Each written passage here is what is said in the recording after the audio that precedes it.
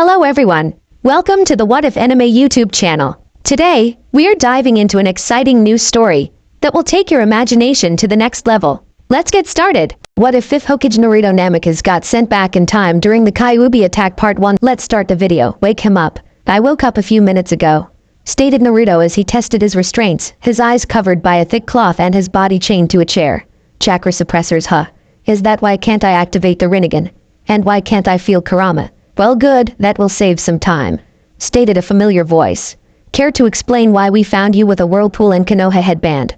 I doubt you have dual citizenship. Not fully contemplating what the man interrogating him meant, he decided to give up nothing. My mother was from Whirlpool, my father was from the Leaf. I'm sorry to hear that they are both passed. It's a shame when parents can't watch their children grow, stated the interrogator, sympathy in his voice.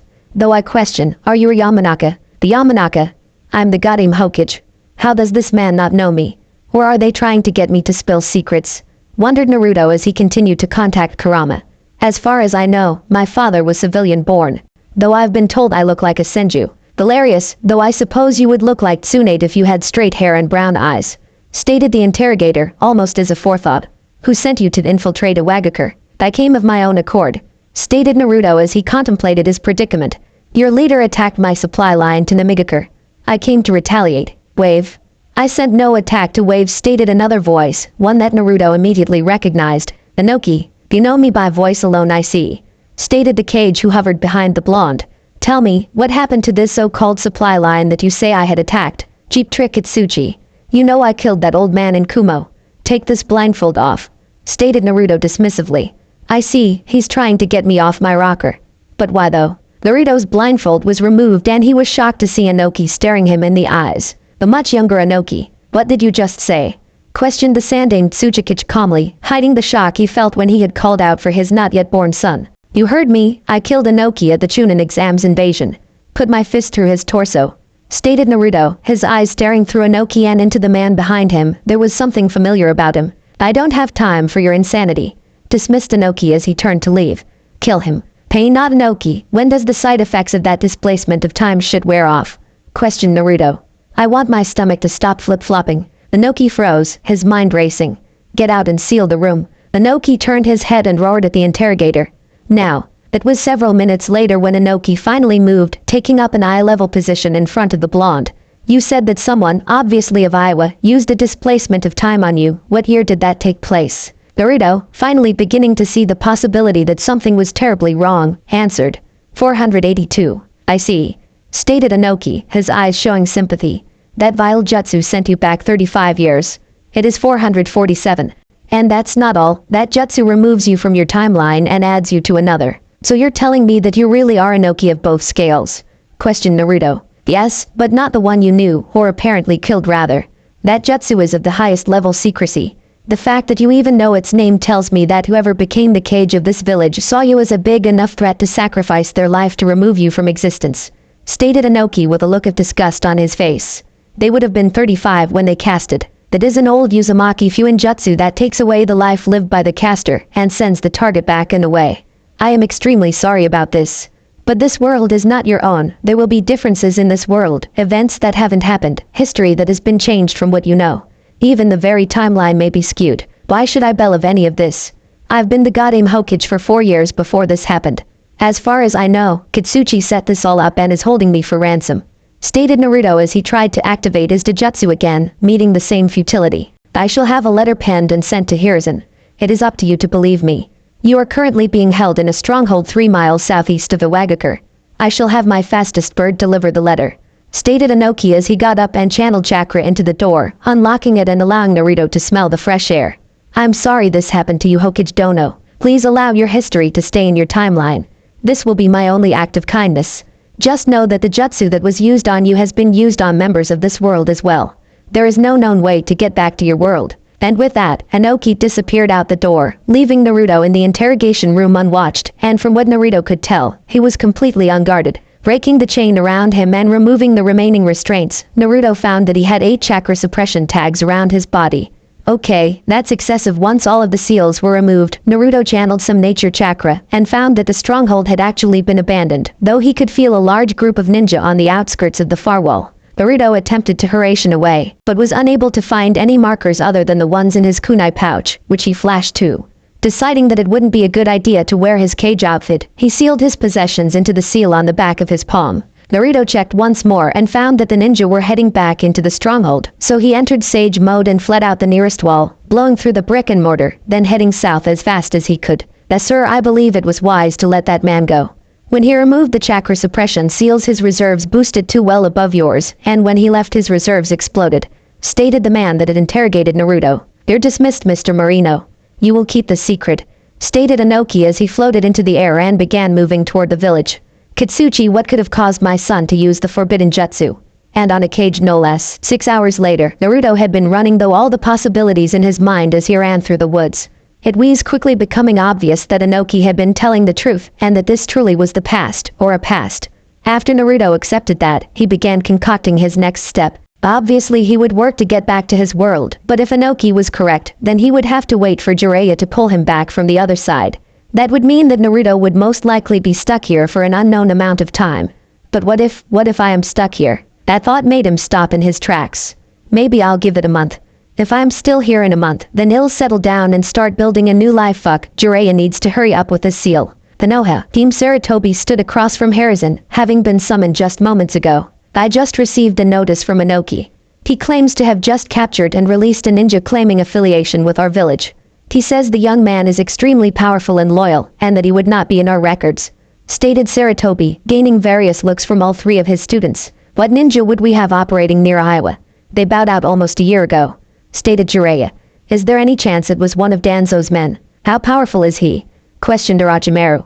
We did just get Suna to bow out of the war after Tsukumo took down Chiyo's division. He could boost our ninja count while we try to take down Aim and Kiri. His identity is unconfirmed, though if he were Danzo's, then he wouldn't have been found, stated the third. I don't like it. My informants haven't said anything about a rogue nin that was loyal to Konoha, and we haven't sent anyone out there, stated Jiraiya. And Iowa is still neutral, bordering on enemy with us. If they had one of ours in custody, why would Inoki release them? Did he give a name? Questioned Tsunade. I'd like to check against hospital records. His parents might have been nin. She was interrupted as Jiraiya took off out of the window of the office, Orochimaru and Hiruzen following him. By the time Tsunade caught up with her sensei, they were all standing at the gates. Behind her was a small gathering of shinobi.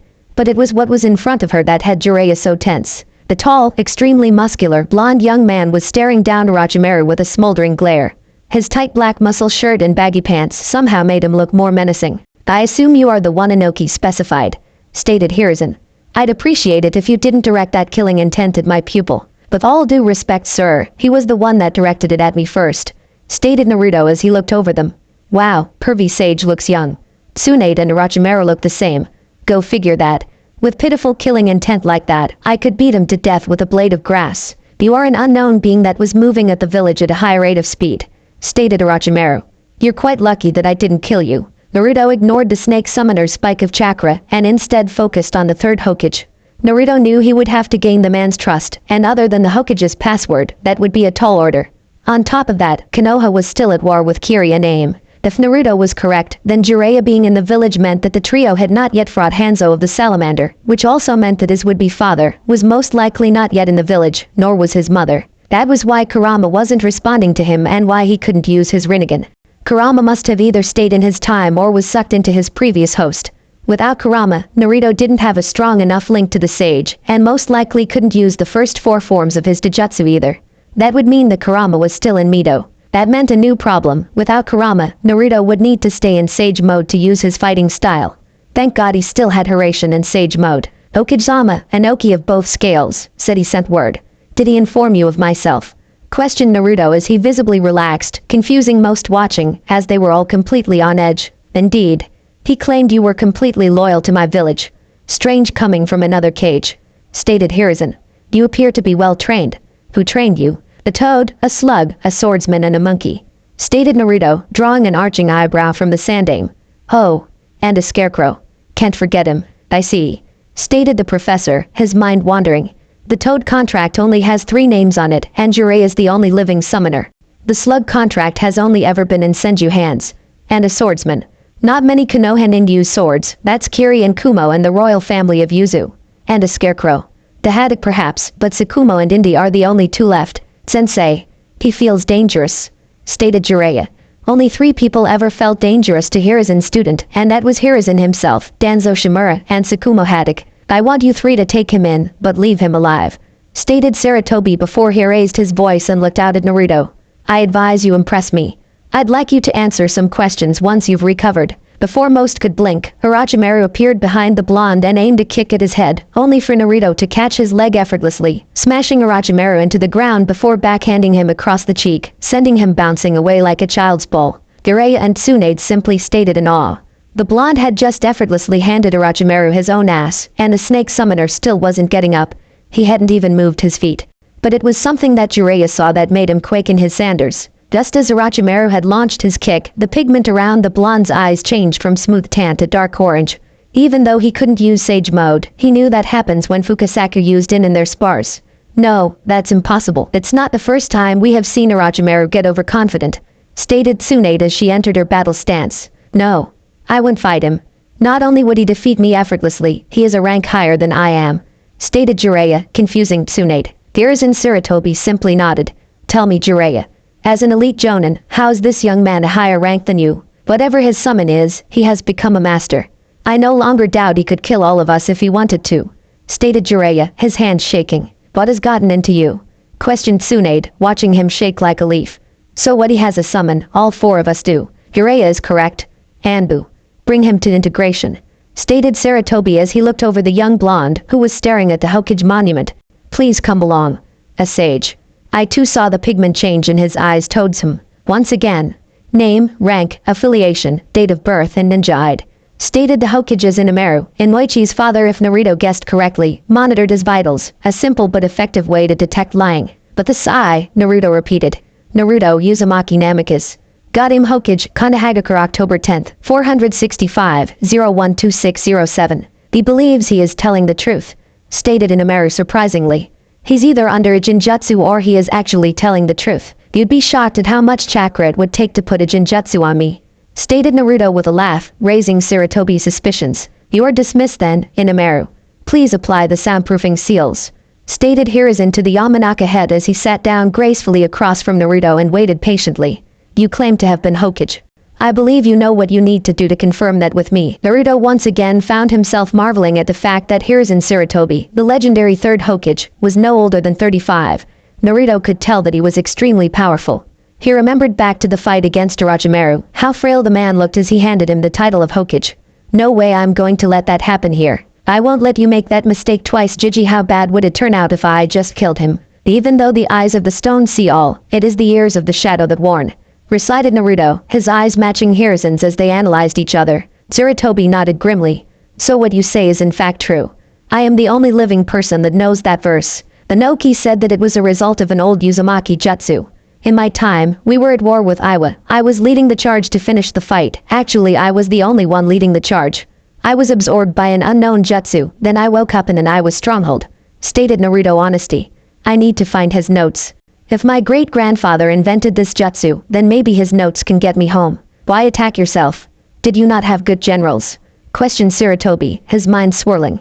After all, this is the risk when a leader of the village heads the fight. I always lead my troops. I would be the first to die.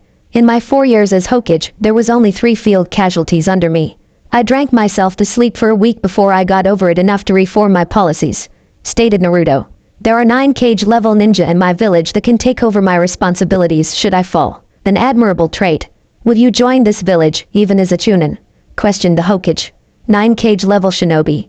How do you even make that up? I join as a genin.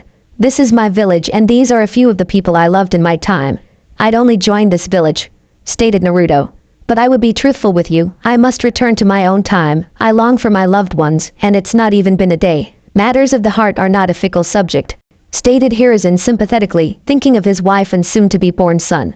I can assign you to a non-combative, non-essential role to allow you to search for your answers, but anyone I send to you I want trained, do you understand? Absolutely. This may not be my Konoha, but I'll make it the best Konoha it can be, stated Naruto with confidence. What is your summon? Are you a sage? Naruto growled a bit at the suddenness, alarming the Hokage. I should have known better than to use that in front of Jiraiya. I am the second toad sage. My master was the first. If Jiraiya was the toad, Tsunade would have been the slug. Am I the monkey? Yes. You trained me from a very young age. I was an Anbu at the age of 7 and a full Anbu at the age of 9, stated Naruto. At 9, were you meant to be a super soldier?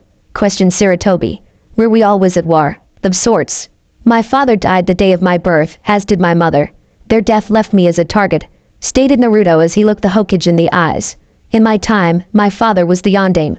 He devastated Iwa in the Third Great War. They hated him so much that they came after me. Iwa does hold a grudge rather well. Who was the swordsman and the scarecrow? The swordsman was a man who wielded the Kubikirabacho. I defeated him on a mission, and he agreed to join our village when he became a missing nin. The scarecrow was Sakumo Haddock's son, stated Naruto with a sad smile. If you don't mind, I'd like a disposable almanac so I can see what is different in this world than mine. I've already spotted one that is rather major. I see. Do you believe that your appearance here will severely alter the history that you know? Asked Sarutobi seriously. I'm an upper tier Kage level on my worst day. I plan on altering as much as I can for the good of Konoha, confirmed Naruto. I've killed Bijuu before, and in my time, the only lands that were not allies of Konoha were the land of waterfalls, Iwa, and a village in the land of rice that I plan of destroying before it comes to power. I assume you plan on staying under the radar while you are here? Questioned the Sandaime. As such a powerful and young ninja, that will not be easy. You will need a good cover story. I think I have a good one, smirked Naruto. But first, I'm going to need that world's almanac I asked for. 2 days later, Training Ground Zero. Naruto stood dead center of the Hokage's training grounds, carefully contemplating all that he had read and observed over the last 2 days. Shadow clones really were a marvelous thing. This village was different than his own. Hiruzen seemed to have a more militaristic mindset in this world, shown by Konoha bullying Iwa and Kumo out of this war, unlike in his time. Another thing he noticed was that Tobirama had perfected his version of the Hiraishin early on in the First War. Even though he still died to the Kinkaku force, he had killed all but one of them, forcing Kumo to bow out almost 5 years early. This led to the next huge difference. The Sannin of this time were all 4 years older than they were in Naruto's world, and Sakumo was about a year younger. He had no clue exactly what caused this, but he figured that in the extended peacetime after the First War ended, it had changed the structure of the nations. The Sannin were older and more powerful in this world, and Tsunade was the apparent leader, not Orochimaru. Outside of that, Naruto had learned that the loss of Yuzashio had sparked this war the same way that it did in his time, and that his mother was already in the village. She was 6, almost 7, and was set to gain guardianship of the Kyuubi in the next year. His father was most likely still in the southern fishing town where he was born. Sensei, do you believe this is necessary? Questioned Tsunade as she looked at the assembled shinobi. Tsukumo Haddock, Orochimaru, Jiraiya, Kagami Uchiha, and her sensei, all in battle attire. They were the strongest left in the village, with Team Sarutobi set to deploy to AIM in 2.5 weeks, and Sakumo set to lead a team to observe the border between Kusa and Iwa in 4 days. Yes. I believe it is best to test this man for his rank before he rejoins the village, stated Sarutobi. He claims to have become very powerful. I have no reason to disbelieve him. I have to agree with Lord Hokage, began Sakumo, drawing Naruto's attention to him. I can tell that this man is powerful. You will all be testing Naruto here. He has agreed to not use his most destructive jutsus, which is most of them, interrupted Naruto. And I would like you to all push him as far as you can, stated Sarutobi. So who goes first? Questioned Orochimaru with a lightly concealed rage. You all are, stated Naruto seriously. At once. Lord Hokage and Kagami-san are here to observe. That's preposterous, stated Orochimaru, refusing to believe that this man, who looked at least 5 years younger than him, was head and shoulders better than them all. Go. Tsukumo quickly ducked a strike to his neck, letting his momentum carry him away and regained his footing, only to watch Orochimaru barely dodge a blow to his abdomen that was followed quickly with a blur of motion past Tsunade, leaving the Kunoichi on her back, holding her right cheek. Jiraiya stood over her with Orochimaru falling in at Jiraiya's back, waiting for the blonde to strike. Tsukumo caught a fist that was heading toward his lower back, spinning around and launching a quick strike of his own. The punch never landed, as Naruto spun into Tsukumo's guard, lashing out with an elbow. Tsukumo let go of Naruto's wrist, allowing Naruto to dance around Tsukumo and rain down blow after blow, most of which were parried or blocked. Naruto violently changed direction, throwing up earth as he spun and crushed a spin kick into Jiraiya's ribs, only for the man to dissolve into mud. Acting fast, Naruto flung a kunai into the ground and leapt vertically, causing Orochimaru and Tsunade to leap under him, stopping any angle of escape. The Naruto in the air burst into a puff of smoke, causing the duo's eyes to widen. The kunai that Naruto had thrown to the ground burst similarly, 2 Narutos leaping out of the smoke to latch on to Tsunade and Orochimaru. Glad your bomb, shouted Naruto as lightning exploded from his body as he latched onto Orochimaru and slammed him into the ground, a crater forming under the impact. Naruto was already on the move. He sped from Orochimaru to Tsukumo, intent on removing the biggest threat from the field. As he felt his clone dispel, he was slightly shocked that Jiraiya had swapped places with Tsunade, though he supposed it made sense. No one was as durable as Jiraiya, and he probably loved her just as much as in his time. Tsukumo once again engaged Naruto in hand-to-hand combat, trying to hold the frightening teen away from his comrades long enough for Tsunade to get the other two back in the fight. Tsukumo, however, was taken by surprise when the blonde disappeared, literally appearing in a flash of gold with a kunai against Tsunade's throat and an explosive tag on her mouth. The whole clearing stood still. While none of the Konoha ninja had actually gotten their feet under them in the fight, it was still unreal that one man, no older than a teen really, had single-handedly taken down 4 of the best ninja in the village. Orochimaru had yet to manage to stand up. Jiraiya was forced to avoid attacking, due to the predicament that Tsunade was in, and even though Tsukumo had a chance to move to intercept, he didn't know if he was even fast enough to get there in time. This man is fast, far faster than even I could imagine. And the pure power and absolute grace in his movements, though Tsukumo gravely. Even with Kinjutsu I may not be able to defeat that man. I am frightened to see the jutsu he possesses. Sarutobi had the same thoughts going through his mind. The way he fights reminds me of Tobirama-sensei. And that golden flash, this man knows the Hiraishin, but a far greater version than what sensei could use. He must have marked her when he struck her. Jiraiya himself was sweating mentally. He didn't even use Sage Mode. He could potentially be 10 times more powerful than this. Perhaps I should train under him. This brat. He is so fast, so powerful. How can he be so superior to me? Questioned Orochimaru mentally before he caught a glance at Jiraiya, who looked to be contemplating something deeply. What are you thinking? I should maybe explain exactly why you were all brought here to test this young man, stated Sarutobi, gaining the attention of the surrounding ninja. I'd like you all to formally meet Naruto Namikaze, a member of the Deep Cover Division. It was decided that he and his squad would be pulled out of his territory and would be reassigned to the military police upon return. However, 6 months ago, communication stopped and he was presumed dead. Deep cover. I thought that was just a myth, stated Tsunade as she looked over the blonde. It was a distraction sent out by Tobirama Jiji during the First War. That is, stated Kagami, confusing the group. The man you see before you is the last of the group. It's officially disbarred. Namikaze was and has been the last surviving member if it for the last 6 months. Naruto schooled his features, trying to display the persona that would warrant the backstory that Sarutobi had concocted for him. I lost my last teammate when we went too far north on a surveillance sweep. He was killed during nasty fight with the Hachibi Jinchuriki. I've been on my own ever since. Naruto has discovered and memorized plans and secrets from most of the nations. He will be kept in the village unless necessary to ensure he is kept safe, stated Sarutobi. I have assigned him to the military police starting tomorrow. I hope he will be able to make bonds with our village while protecting its citizens. With all due respect, sir, I need a man like him in my squad, stated Tsukumo. Even if it is just as a trainer for other hand-to-hand specialist. I am not a hand-to-hand specialist, stated Naruto, once again throwing the collected shinobi for a loop. Specialties get you killed. I am a ninja, I specialize in everything. However, I am categorized under something more sinister. Naruto here will most likely be reforming the Deep Cover Squad after his 3-month probation, stated Sarutobi. I advise you work well with him, my students. Naruto, you are dismissed. Please accompany Kagami. He will be showing you your life for the next 3 months. Naruto nodded and followed the aged Uchiha out of the hidden clearing, leaving Team Sarutobi and Tsukumo in the training grounds, each having their own questions. Sensei, what classification does Namikaze fall under that would considered sinister? Is he a poisons expert? Questioned Orochimaru. He has amazing control, even at the high speeds that he moves at. Perhaps a look in his records. He is going to be listed as an A-rank ninja, stated Sarutobi, Orochimaru grinding his teeth at the thought of someone on his own ranking being so superior to him. As far as I know, he is not a poisons expert. Naruto has a very particular set of skills and abilities that puts him in very good company. Before Orochimaru could question what exactly his skills were, Jiraiya interrupted him. He's a war machine, correct? Naruto possesses nearly 5 times the reserves that I myself do, and has the jutsu arsenal to boot. From what I understand, he has a mastery over 4 of the elements. He has countless original jutsu, and unfortunately, he refuses to show them unless his comrades are in danger, stated Sarutobi. Naruto has done his best to stay under the radar. He is a ghost. Other than my personal record for his unit, which was destroyed when his unit went missing, he has nothing tying him to this village but his loyalty. I don't have to tell you that it is paramount that he stays in this village. Was he born here? Questioned Tsukumo. He seems so familiar.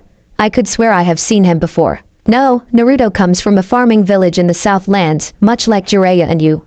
Hiruzen explained to Tsukumo.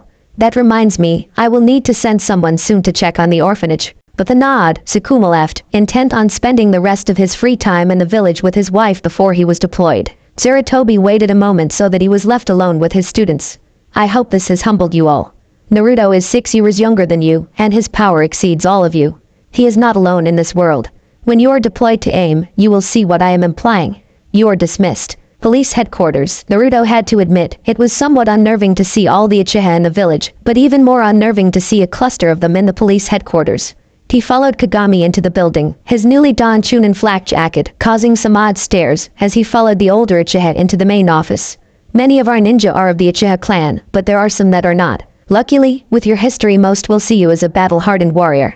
Just do your best not to provoke the ire of the higher-ups. Naruto nodded as sat down across from Kagami as he started to fill out the paperwork to begin his career in police work.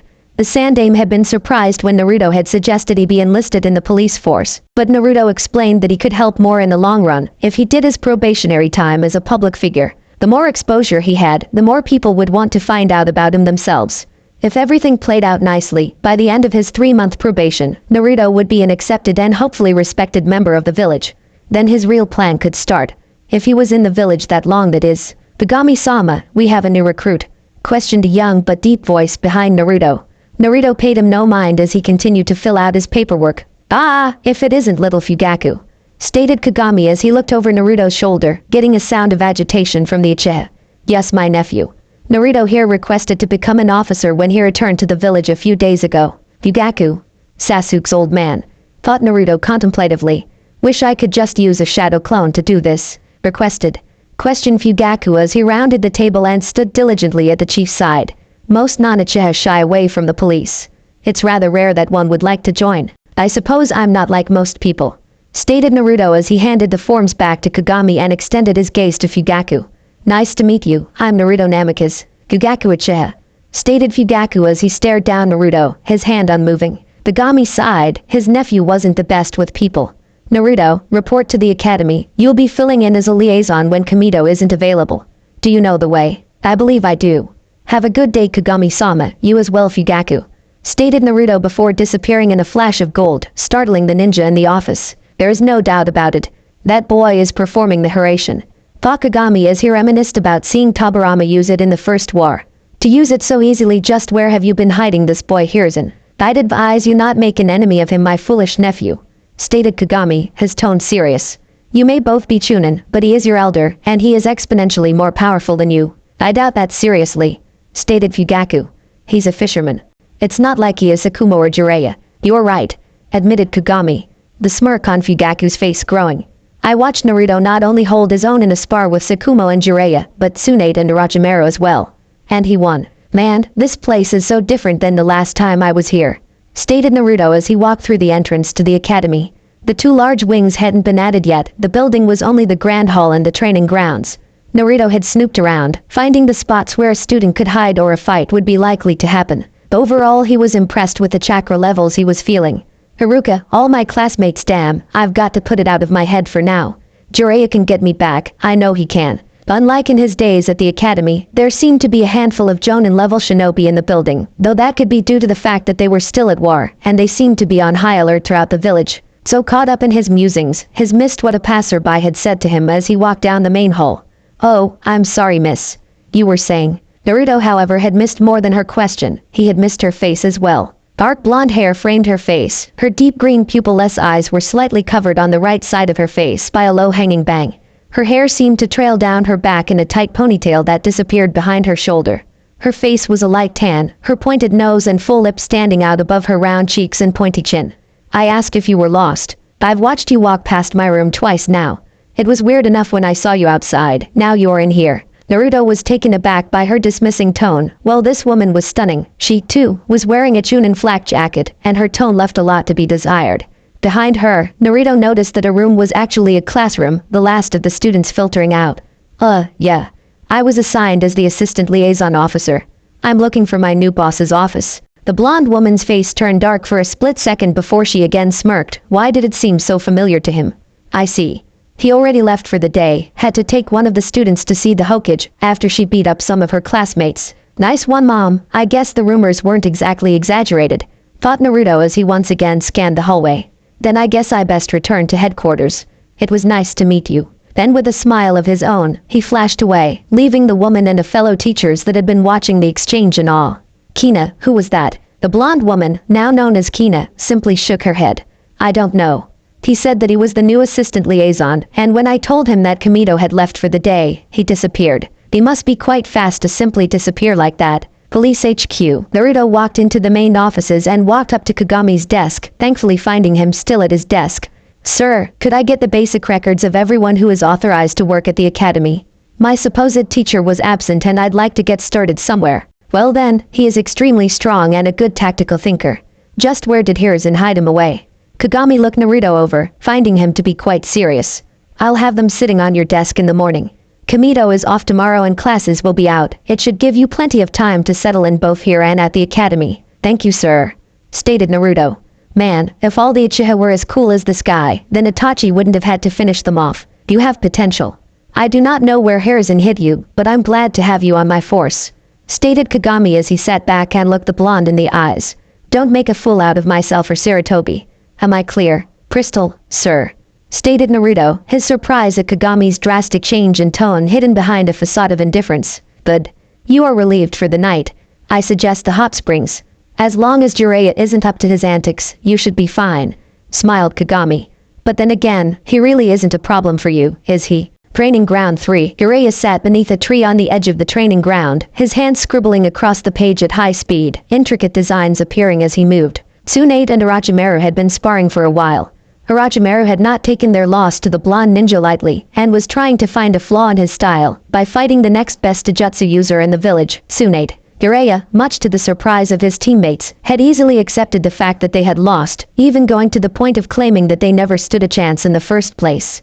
Tsunade had begun to worry that Jiraiya had become depressed due to the loss at the hands of Naruto, and had contemplated how to fix his attitude without swaying to his perverted nature. Jiraiya, on the other hand, had actually been highly upbeat, if not very lost in thought. Namikaze is stronger than me by miles. Maybe I can get some training from him, or maybe he could tell me the secrets of Sage Mode. Jiraiya, let's go, commanded Tsunade, getting a confused look from the white-haired ninja. I'm going to the hot springs and you're going to make sure nothing funny happens on the men's side. Then I do something funny on the men's side, questioned Jiraiya as he fell in step, Orochimaru nowhere in sight. If you want to die, don't forget I nearly killed you last time, stated Tsunade harshly before her thoughts filled her head. Though if it will get you out of this funk then maybe I let it slide, this time. You suck to hang around with when you're depressed. Hot springs. 20 minutes later, Naruto had been sitting in the hot springs for about 10 seconds before he heard the telltale sound of perverse giggling in the corner. Jiraiya, if you keep that up you are going to get caught. Jiraiya spun around, finding himself and Naruto alone in the male side of the hot springs. Naruto, what do you know about peeping? Naruto snorted. More than you apparently. You don't even put up a sound barrier, and that invisibility jutsu you use doesn't cover your chakra signature. Jiraiya contemplates the blonde's words and nods appreciatively.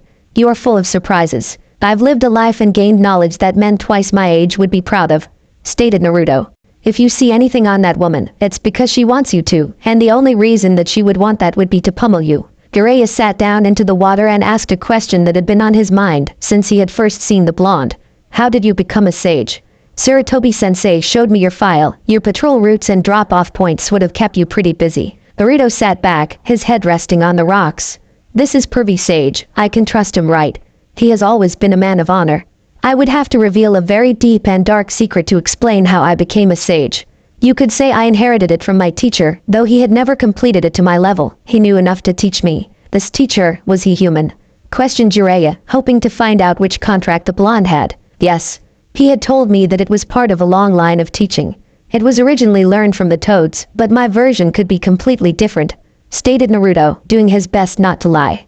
Jiraiya always could figure out his lies. The toads? I knew it. Your eyes turn the same as Fukasaku-sama, stated Jiraiya before muttering. But he said that it was impossible for me to become a sage without his guidance. That might be.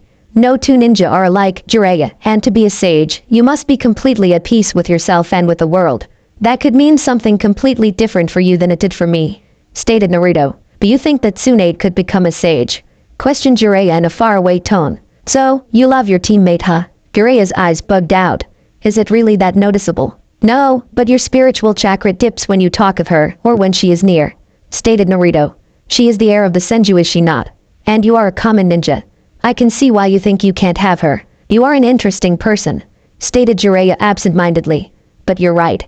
I am in love with her. You know, she likes you too, stated Naruto, using the public speech jutsu to slightly amplify his and Jireya's voices, going off his talks with the tsunade of his time. It might not be clear now, but you lead the race for her heart. You may not have much of a chance, but the chance is there. And just what would I have to do to? Laughed Jireya. Carve her face on the Hokage monument, write her a love song. Thus give her time, give her space. When she needs help, be the first one to help her, and when she stands strong, stand beside her, stated Naruto. She lost someone in the past that meant the world to her. I could see it in her eyes. Show her that you have no problems being there for her, and that you want to be that person. Don't ask her out on dates, ask her to train, ask her to help in your studies, offer the same thing back, and never pressure her to do anything but better herself. She's on the other side right now, stated Jireya as he motioned to the dividing wall. Naruto nodded and whispered, she doesn't seem like the type to want to be coddled, she just needs support. She's a strong woman, physically and I assume mentally. Instead of treating her like a princess, treat her like a best friend. There was silence for a few minutes before Jireya got a big smile on his face and got out of the hot water. Then I should get started now. And with that, Jireya left the hot springs. I might not have my village back, but I can make this one mine. Sorry, Dan, but this pervy sage isn't going to hurt for 20 years. It was then that memories of his 3 wives reared their heads. May, Tamari, Yujito. I'll come home, even if it takes 50 years. I just hope you wait for me. But what if I can't make it home? The academy, next day. Naruto sat behind his desk in the office at the academy. He had gone over all of the files that Kagami had supplied him, finding that all the teachers had fought in the war, and that mostly they were names he had never heard. It was strange that these teachers seemed to fade out of his history, only having seen their names on the memorial stone. Then there was the big one. The woman he had met the day before. He was right when he had thought she was familiar. Hina Yamanaka, heir to the Yamanaka clan and firstborn child of Inomaru, she was Inoichi's older sister. A 16-year-old Chunin that had excelled in hand-to-hand combat, was extremely intelligent, and had a fire and very slight wind affinity. She had been injured early in the war during the siege of the Blood Prison, when several Konoha shinobi had been captured and held there. In his time, she had died in that battle. He contemplated just how many small changes there had been up to this point in this timeline. Fuck, I could basically write this time any way I wanted. I just wish I could go home. I wonder how the village and alliance are doing without me. Naruto had often wondered on and remembered his past life.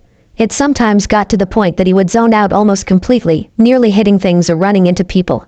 If it wasn't for the fact that he had Sage Mode to monitor his surroundings, people would probably think he was an idiot.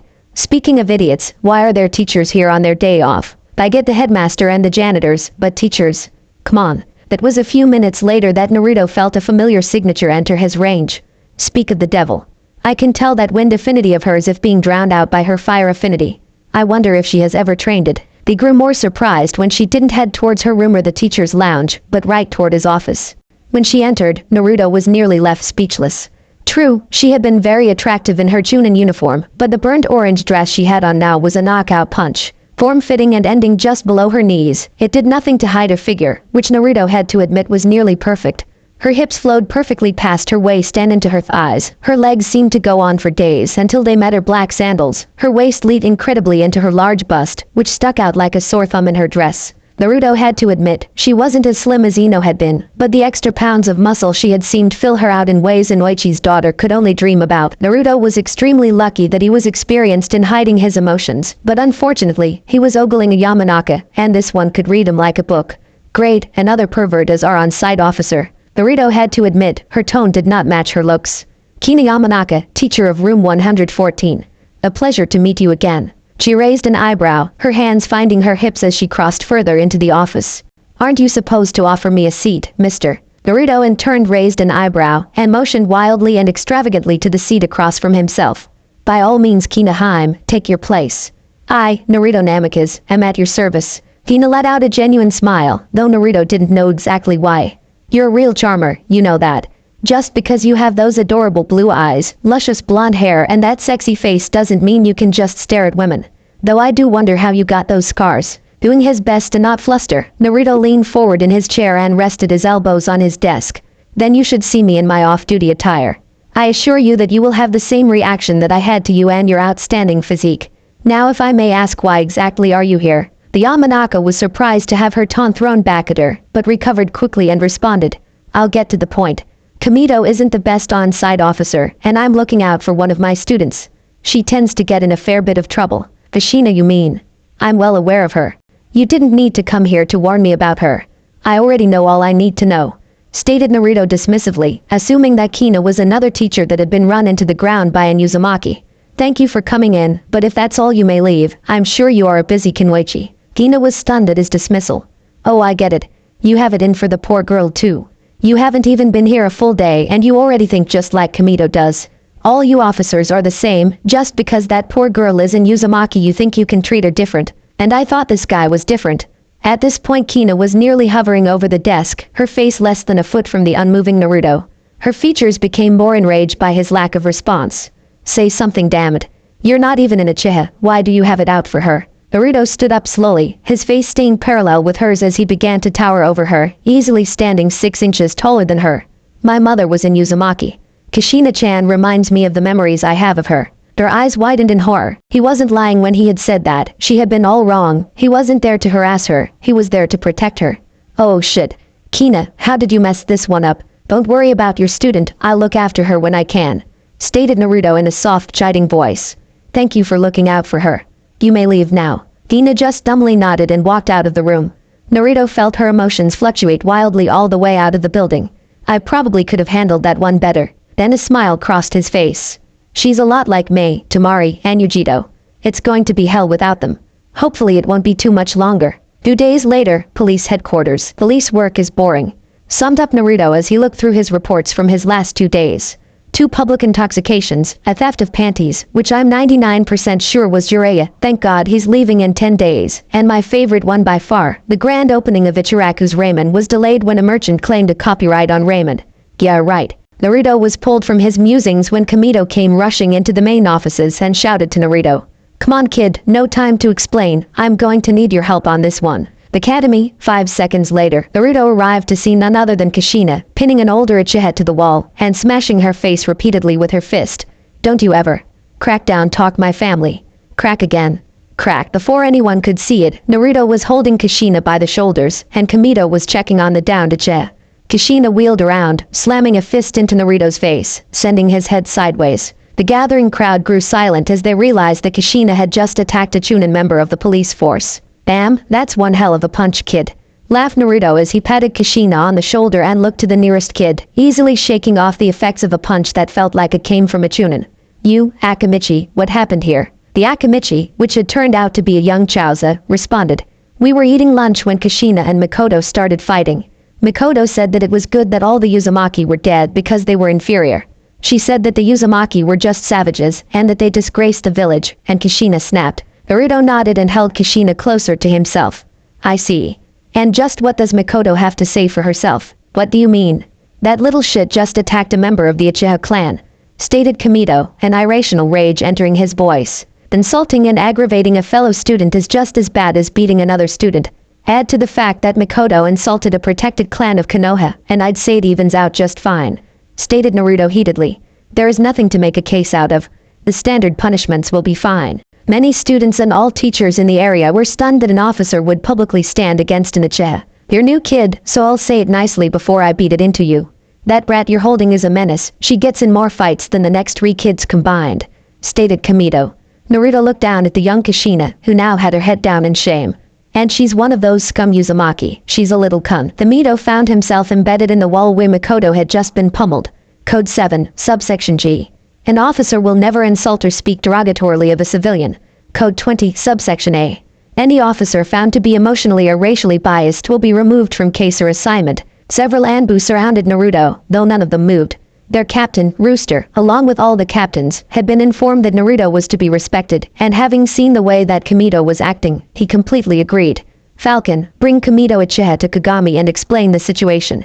Lizard, bring Mikoto Uchiha to the hospital. Naruto let go of Kamito and moved back to Kushina, waiting for the Anbu to address him. Namikaze, I expect a full report on both what happened with Uzumaki and with what happened with your fellow officer to be written up and turned into Kagami, stated Rooster.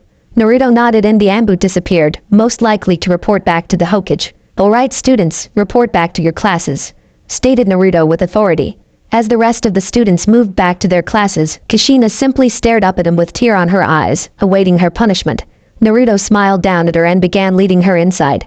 Come on, we have a report to fill out. Once they were back in the office, Naruto closed the door and picked up a few forms.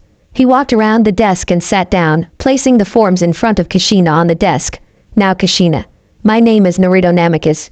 Could you tell me why you are involved in so many fights? Kushina's head dropped again. They make fun of me because my clan and my village are gone. Some make fun of me for my hair or that I want to become Hokage. But that's no reason to fight them, Kushina. You just laugh at people like that. They don't matter. Don't let them bother you. Do you have any friends?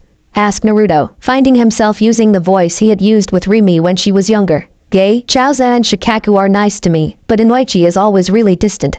Though Makoto was my friend until today, stated Kushina as she started to sniffle. Kushina, why aren't you friends with any of the Senju? Questioned Naruto, though he was actually rather curious about this. They are all assholes. None of them want to play with me because Lady Mito is taking care of me until well, they call me a grandma's girl, and they won't play with me either. Kushina said sadly. So she knows that she will become a Jinchuriki, thought Naruto sadly. Is there something else in your life that is making you angry? Something that maybe you can't control? You seem to have a lot of pent-up anger. Kushina's eyes shot up to meet his, the fear in her eyes making Naruto flinch. No, nothing like that. You're worried that whatever it is will change what people think of you for the worse, stated Naruto, talking from experience. Kushina's eyes started to swell up. No, really, it's nothing. Having the Kyuubi sealed in you isn't nothing, Kushina, stated Naruto. Kushina froze as she stared at the man before her. Don't worry, I know because I'm an Uzumaki too. My mom was a full-blooded Uzumaki, just like you. My dad was a farmer that had met my mother when they were both in Konoha. You're an Uzumaki too, questioned Kushina as she looked at Naruto hopefully. Naruto smiled and raised his right sleeve, revealing the Uzumaki spiral that was actually a chakra seal on top of his right forearm. Yep, my mother taught me about seals when I was young. After she died I became a ninja for the leaf, so I could stay close to my father. Unfortunately, he passed away before you were even born. Are there more? Are there more Uzumaki left? Are there more like me and Mito-sama? Questioned Kushina happily. Naruto smiled back. How fucked up is it that I'm acting like an older brother for the girl who becomes my mother? There are a few left that are true Uzumaki, but there are many left that are part Uzumaki, like me. Like Tsunade, Mito's granddaughter. Kushina smiled big before her frown returned. Does that mean that I still have to have the Kyuubi sealed inside me? Unfortunately, yes. You have special chakra that is vital to containing the Kyuubi, stated Naruto sadly. But I'll make you a promise, okay? What? Asked a turmoiled Kushina. I'll always be your friend, Kushina. I might have to be hard on you sometimes, and one day I might no longer be here with you, but no matter what, even after the big dumb fox is sealed in you, I'll be your friend, stated Naruto, who was quickly tackled by a sobbing Kushina. She was muttering something into his chunin vest. She kept crying, thanking him and holding him tightly, until she ran out of energy and fell asleep on his shoulder. What have I gotten myself into? Dad isn't even here yet. Naruto sat Kushina down on the small bench in the corner of the office and summoned 2 shadow clones to begin filling out reports. I guess me and Mom were a lot more alike than I thought, tough on the outside, teddy bears on the inside. It took about 5 minutes to fill the reports out, while Naruto wrote up a sign to post on the door. The clones finished up the reports and dispersed. Naruto put the sign on the outside of the door, picked up the files and lifted Kushina before disappearing in a flash of gold. It was an hour or so later when a concerned teacher approached the office and saw that it was empty. 30 minutes later, police headquarters. Naruto had just given his reports to Kagami and was now sitting across from the man. Several officers surrounding the table to serve as witness. Let me get this straight, kid. You responded to a fight at the school. One student beat another nearly unconscious. You broke it up with help from Kamito, who then tried to, as you say, shift all the blame onto the perpetrator of the fight. At that point, Kamito threatened you, spoke derogatorily about a civilian, and nearly called a 7-year-old girl the C-word. Questioned Kagami, to which Naruto simply nodded. What the hell is wrong with him? Sir, how do we know Namikaze isn't lying? Accused Yugaku. Kamito has been on the force for 6 years. Namikaze hasn't even been here 6 days. There are a dozen eyewitness accounts that back up his explanation of the events perfectly, stated Kagami, silencing the surrounding Uchiha and drawing a nod from Fugaku. What did you do with the girls? Kushina is suspended for 2 days, including this one, for assaulting a student. It will go on her record. Mikoto, once she is healed, will spend 1 week's worth of lunch detentions, cleaning blackboards as punishment for starting a fight and demeaning a protected clan with intent to defame. It is up to Hokage-sama if it will go on her record, stated Naruto, causing the Uchiha in the room to erupt in anger. Silence, demanded Kagami as he stood up from his chair. The crimes that Mikoto committed are far worse than that of which the Uzumaki committed. She could be kicked from the program entirely due to her arrogance. You should be lucky that Namikaze is letting her off this easily. I agree, stated Fugaku, shocking the crowd. This is the third time an Uchiha has acted poorly at the academy in the last 2 months. They get away with it because Kamito allows it. If this continues, the Uchiha clan as a whole will develop a negative rapport with the younger generations. That will no longer happen, stated Kagami as he returned to his seat. Kamito has been placed on probation for his transgressions against a civilian child. He is currently under review. Naruto, clean out your desk. You are now the full-time on-site officer for the academy and the surround areas. That night, Naruto's apartment, Naruto bolted up in his bed as he remembered something that Inoki had said. They would have been 35 when they casted. It is an old Uzumaki Fuinjutsu that takes away the life lived by the caster and sends the target back in the way, thought Naruto as he recited Inoki's words in his head. But Kitsuchi was 43. He couldn't have been the one to send me back. But that doesn't make sense. I only went back 35 years, and that Tsuchikage doesn't have a son in this timeline. Naruto pondered long and hard about the conundrum. Maybe. Naruto had struggled to find any answers to his problem within the village. The Uzumaki shrine had some interesting information on time manipulation seals, but it was of a different sort than what he was looking for. He had also had a very brief talk with Mito one day after Kushina had asked that he take her home, but the second he mentioned his great-grandfather by name, she reacted strangely and asked that he come back another time. On the other hand, it had been almost a month since Naruto had taken over as the academy's on-site officer, and just about everyone in the school supported him. The teachers all had a great amount of respect for his hard-working attitude and his fairness to all students. The fact he had defended a student against a ninja had earned brownie points. The headmaster loved him because he took over all disciplinary actions for students, leaving the headmaster to just look after the staff, and most of all, the children adored him. Naruto had taken to leaving the office as much as possible and walking the hallways or playing ninja with the students during breaks. Overall, the feel of the academy had tightened up and the morale had increased as well. I need to find time to get to Yuzu and search for some answers. Maybe Jiraiya is waiting for my response. The seal might have a key on both sides. The day was a Wednesday, and Naruto sat in his office reading the weekly newspaper. He found it interesting that the village would put out news like this, but he found it pretty useful for keeping an eye on the outside world, as long as you didn't see the words as gospel. The cover story was reporting that Hanzo had been driven back on the fronts, and that 3 ninja had forced the warlord's retreat. He had termed them the Sannin as he signaled the retreat. That made Naruto smile. If this timeline panned out, Orochimaru and Tsunade would be back in the village in a few weeks, and Jiraiya would be training the founding members of Akatsuki. He would have to keep an eye on that one, if he was here for it. The knock at his door brought Naruto out of his musings. "You can come in, Ms. Yamanaka." "Then just how did you know it was me?" she asked as she walked in, her face inquisitive. "The same way I know everything that goes on this property," stated Naruto, serious before a smirk crossed his face. "I'm magic." Hina rolled her eyes and took a seat. "How long have you been here?" "Classes don't start for another hour. I am here when I need to be," he stated cryptically. "How can I help you?" "Last time we talked you were shouting at me." The busty Yamanaka blushed at that. "Let's forget that happened. I am here to inform you that yesterday a young man that bears striking resemblance to you was placed in my classroom. And he shares your last name." "Yes, Minato," stated Naruto as he pulled a folder out of seemingly nowhere and laid it on the table. 7 years old, blonde hair, blue eyes. He was found at the orphanage near Glassport last week. His mother died at sea a month ago. "What about his father?" she asked suspiciously. "You're looking at him," Naruto said with a perfectly straight face. "Okay, that was over the top. But I don't think hearing that he's my father would have gone any better. You're 17. You had a child when you were 9, questioned Kina with a look of astonishment. "Is he really your son?" "No, I was pulling your leg. His father was a local shinobi who lost his life in a village raid 2 years ago. Namikaze is a common name in the lower country," stated Naruto, his lips curled into a devious smile. "You really think that if I had a son he would have been in an orphanage? You jackass. You scared me half to death with that," stated Kina as she glared at him. "What kind of asshole does that? I thought you might actually be taken for a second." Naruto watched her eyes go wide as she admitted that before her face flushed and her emotion spiked. "Oh shit, did I just admit that I'm interested in him? Sorry to scare you, I just thought that would be a fun joke," stated Naruto empathically. "No, Minato isn't my son. If anything, he might be a distant cousin. But I didn't mean it like that, I just thought, look, whatever," stated Kina as she sat forward in her chair. "Kushina seems to have taken an interest in him, and not a good one. She seems rather aggressive toward him. Also, some students have been comparing him to you. Well, how about I visit your class at some point today and we can clear it up? Would that make it up to you?" asked Naruto with a kind smile. "Not like I don't know how to be a father." Shisui and Azumi turned out just fine, Kinda. "Sure, how's after lunch sound?" Half-hour later, Hokage Tower. Hiruzen Sarutobi was a complicated man.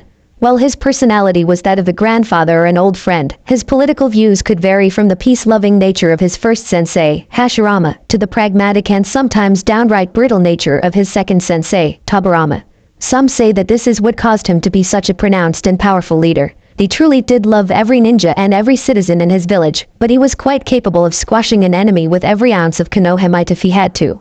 Most had given up on trying to figure the old man out. Some had rumored that the only people in the village that truly knew him were his wife and his students. They were mostly correct. There was another man that knew Sarutobi and could read him like a book. Naruto strolled into his office, the secretary too shocked that someone had the gall to simply walk in to even think of stopping him. Naruto had begun to develop a rapport with his Hiruzen, just as he had with the last, though he had to admit, the want to call him Jiji had been a heavy cross to bear. "Naruto, I assume you wish to request something. Are you ready to start searching?" questioned Hiruzen, his voice even and his eyes focused on the young man across from him. "Should you not be watching the school? Hokage-sama, I would like for you to accompany me to the Senju compound. I have not found anything of note in the Konoha archives, and I would like to approach Lady Mito herself on the subject," stated Naruto carefully. "I have left a clone at the school, and I can get there in an instant if needed." Sarutobi did not look the least bit surprised. He had agreed to let Naruto attempt to get home, and had agreed that he would not hamper him, as long as he trained his top ninja when he was available. "I do suppose it is time I visit Lady Mito again. Is there anything in particular you would like to ask of her?" "Yes, I'd like to ask her about her uncle, or more importantly, my great-grandfather." Senju compound. Naruto had been to this compound a few times in this world, but he still couldn't get over the beauty and tranquility of the landscape. The compound itself was similar to the Hyuga. The main family had their own, medium-sized house, while the rest had their own, much larger house. Mito, of course, lived in the main house. Naruto had only seen it once before he was asked to leave by Mito. Something he had asked had stirred her greatly. Sarutobi, however, waltzed right through the clan grounds and to the main house.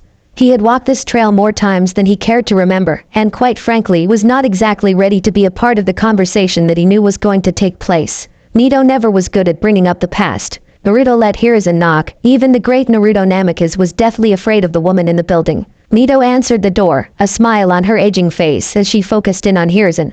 She was about to greet him when she saw the young man beside him. "Oh, just what did Kushina do now that would require the both of you to visit me? Usually it's just Namikaze-san. Kushina hasn't done anything to warrant this visit, Lady Mito," stated Hiruzen as he paused and looked at Naruto. "Has she? Well, yesterday she stabbed someone with a drink straw, but his parents didn't press charges because he had been hitting on her," stated Naruto seriously. "I really have to talk with the headmaster about the upperclassman. That just isn't right. So this isn't about Kushina," stated Mito with an odd look in her eye. "What is it that you want?" Hiruzen looked into Mito's eyes and asked a question. "Do you have any knowledge on a seal called displacement of time?" Mito's eyes went wide, her gaze searching Sarutobi before her eyes narrowed and settled on Naruto. "So that is what you ask about my uncle? How do you know about that jutsu? It's forbidden, even from the main family. Because I saw it. I saw the tipped flares on the kanji, and I know it was his seal. Trust me, I know my great-grandfather's style," stated Naruto, well aware that he had essentially given away who he was to Mito. Her face adopted a look of confusion before it morphed into admonishment and understanding. "Get in the house." That wasn't a minute later that Mito was hovering around Naruto, inspecting the boy and admiring the seals on his arms. Naruto didn't remember when he had lost his flak jacket or his overshirt. Gumaki only had one child, Jin. Jin only had one child, little Kushina, stated Mito as she unlocked the Yuzu symbol on his right forearm and inspected it. "This is exemplary work, on par with my own. Chakra storage, an interesting concept. Jin had been working on something like this before the fall. You're Kushina's child. That much is obvious. Whose life did you sacrifice to come to this world?" questioned Mito intensely. Naruto looked back at her, his eyes questioning. "Ma'am, I didn't activate that seal. Or draw it. The Tsuchikage of my time activated it. By the time I had studied it and found out it was my great-grandfather's design, I was waking up in this world." Mito gained a shocked look before she locked eyes with the blonde. then there is a chance for you. What? I'm not an expert on that jutsu. It was classified as forbidden the day it was tested, but I do know that it can be reversed, stated Mito. Uncle had built in a safety system, Hari said. I don't know how it works, but if the necessary steps are made in both worlds, then you can return to your world. Do you have his notes, or know where they are? Questioned Naruto reverently. I do not have them. But if they still exist, they would be in the catacombs beneath Tamaki's shrine in the Great Room, stated Mito. He spent a great amount of time down there. It is where all the leaders test their jutsu. You mean the cavern beneath the fountain? When I was there before I didn't find anything like that, stated Naruto questioningly. You have been in the Great Room? Asked Mito with astonishment. How? The entrance has been blocked since the death of Tamaki. Only the era the leader may enter. I got in fine last time, stated Naruto plainly. Though mom died the day I was born, so I guess I was the next in line. There is a 2-day break from the academy at the end of the week. If you wish to go inspect the ruins for a few days, that is acceptable. But my team is set to return in 10 days. I need you here to assist in their training, stated Saratobi as he re-entered the room, a large bowl of cereal in his hand as he ate it lazily. Tsunade and Jiraiya could both use some training while I beat more lessons into Orochimaru. That stubborn boy will just never learn. Tirizen, when did you get that bowl? Questioned Mito. You seemed rather involved in your conversation. I decided to get a bite to eat, stated the Hokage before he put the bowl to his lips and drank the remaining contents.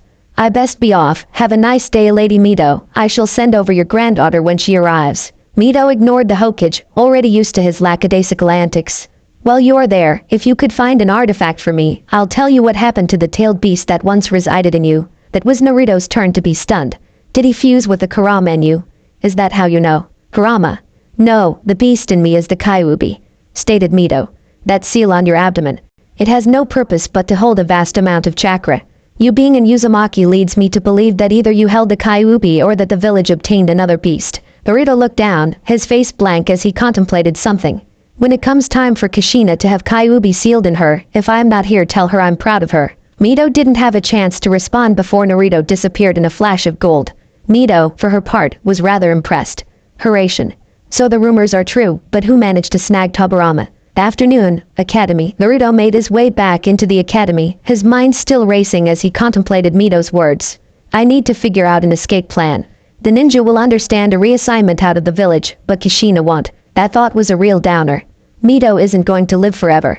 Minato better become friends with her soon. She's going to need someone. As Naruto walked into the entrance of the academy, he felt 12 chakra signatures on either side of the upcoming hallway charge water chakra to standard genin level. The upper class, alright you little shits, payback time.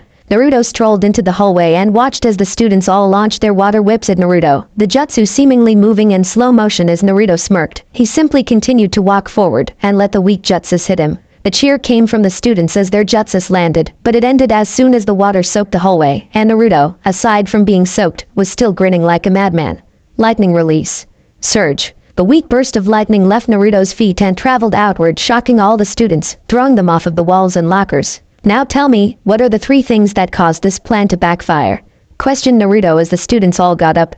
When they all looked at them in confusion, Naruto just sighed and continued speaking. 1. You set a good ambush, but you didn't check the surroundings. There is nothing to absorb the water, meaning a skilled enemy could use it against you. 2. You overestimated the effectiveness of the ambush. You should have fled the second the water hit me, not dance around like a bunch of idiots. 3. You underestimated your target. I let that water hit me to teach you a lesson.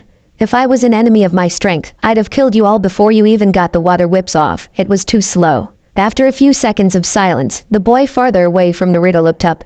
Sorry, Mr. Namikaze. We won't let it happen again. Naruto simply smiled. It's fine, because it's time for reason number 4. Never try to prank the king. Naruto flashed away, just as the bell rang. Boys, why is there water all over the floor? The Academy Room 114. Alright class, everyone find your seats. I have a special surprise for all of you, stated Kina as she waited for the class to sit down. Today we had a pop quiz planned, but instead, Mr. Namikaze will be joining us for an alternative lesson. The joyous cry erupted from the students, making Kina smile. How did he get so good with kids? They all seemed to love him. Naruto walked in just on time, his chunin jacket and long sleeve over shirt missing, and his sleeveless undershirt and pants drenched as he moved to stand next to the teacher. Sorry, someone taught an entire upper class the water whip and they pranked me with it. How do you want to do this? Bent over the desk with you behind me, thought Kina the second she saw Naruto's frame through his tight wet shirt. I guess he wasn't kidding, that uniform hides his body. Yummy. I figured the students could ask you any questions they might have, get to know someone who isn't a teacher or a parent. Alright. Started Naruto as he swept his hair back and tied his forehead protector to keep the wet hair out of his eyes, giving the class and Kina a great view of the tattoo-like seals on his arms. Who would like to ask the first question? Just about every hand in the class went up. Alright then. How about you, Tomi? The young girl in the front row stood up. Mr. Namikaze, why do you have tattoos all over your arms? These are actually seals. Each one has a different purpose. They can do a lot of stuff. The 3 on my left shoulder are chakra storage seals. The ones on my forearms hold my swords. The one on the back of my right hand is kinda like a storage scroll, and the one on my left hand is when students misbehave. Laughed Naruto evilly while scanning the crowd. What about the spiral one? On your right arm? What does that one do? That, boys and girls, is the Uzumaki clan crest. The symbol of the whirling tides. It was also their village emblem. Stated Naruto with pride. Some students looked at Kushina, who had a similar smile on her face. This tattoo is to remember those of my clan that lost their lives defending Konoha when their village was destroyed. People like my mother and Kushina-chan's family. You're in Uzumaki. But I thought your last name was Namikaze. It is. My mother was in Uzumaki, but my father was a farmer from the southern part of the country. Stated Naruto. Are you the new kid's dad? Naruto's sweat dropped. No. Minato, stand up please. The boy looked curious, but stood up anyway.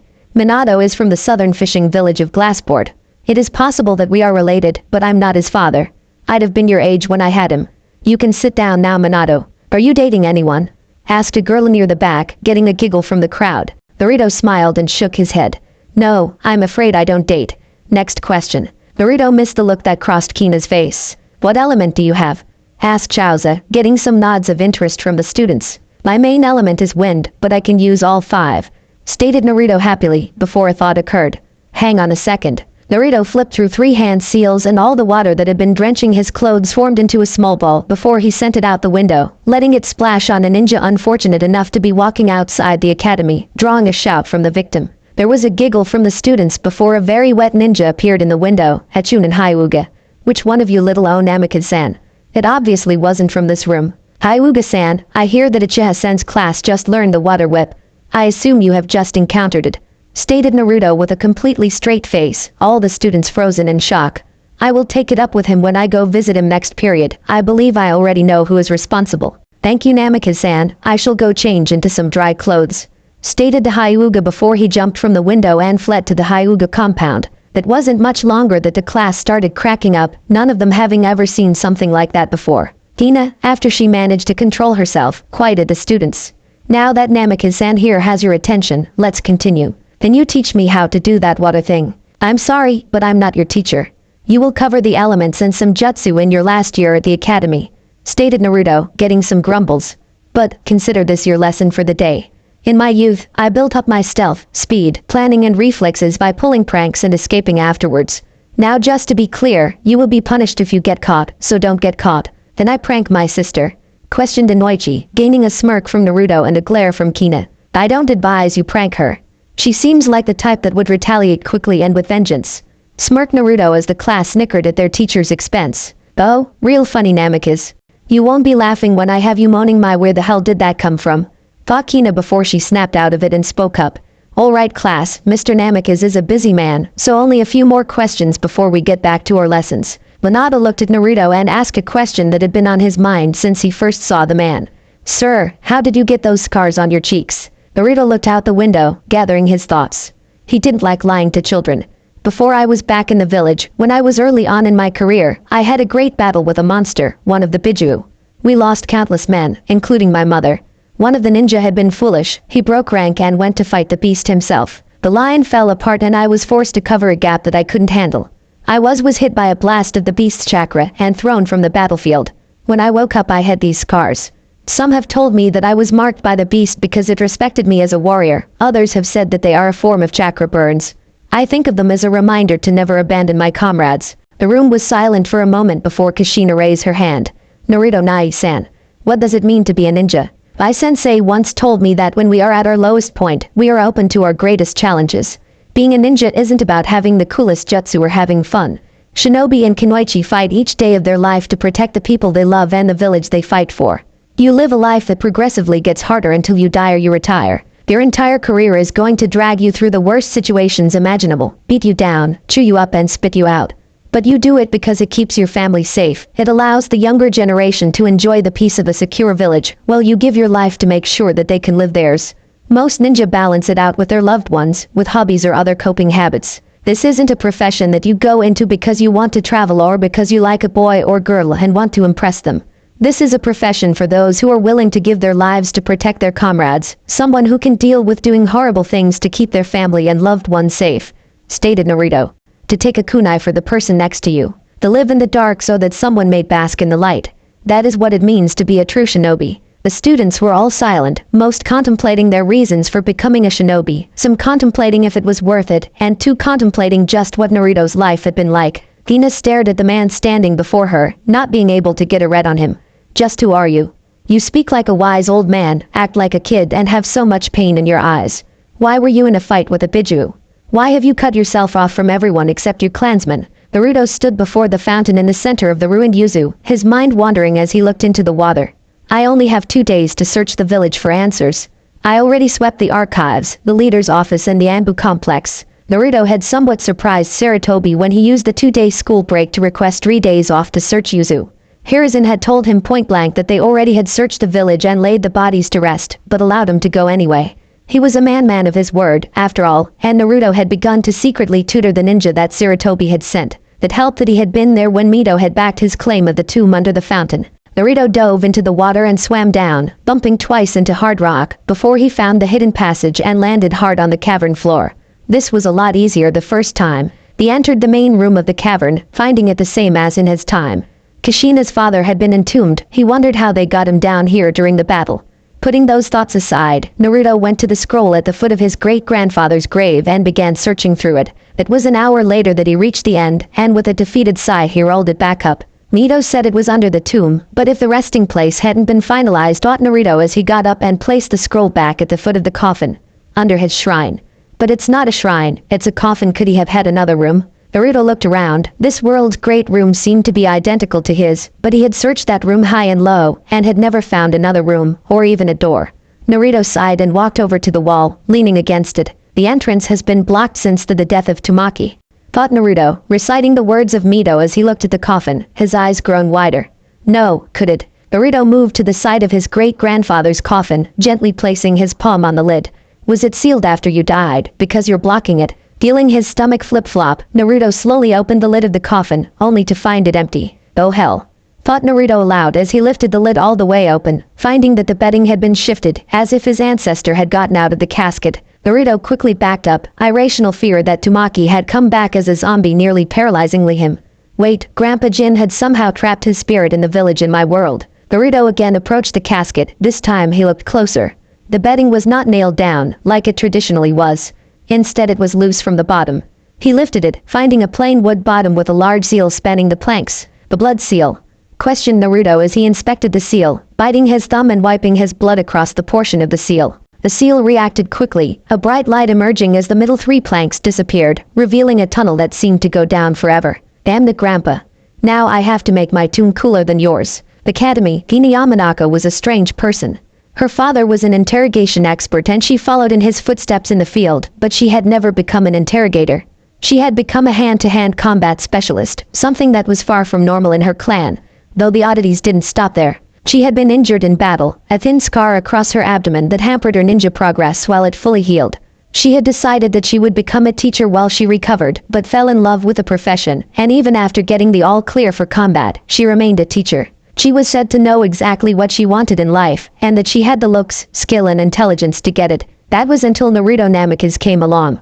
He was too complex for her to read, too secretive to give up any valuable information, and he had a 1-page file in the records department, which consisted of his name, birth date, blood type and physical attributes. No mention of record history or family background. That wouldn't bother her that badly if he wasn't so goddamn attractive. Seriously, the models in the capital look like golems compared to him. He could have any woman he wanted in a heartbeat. That was the other thing that frustrated her.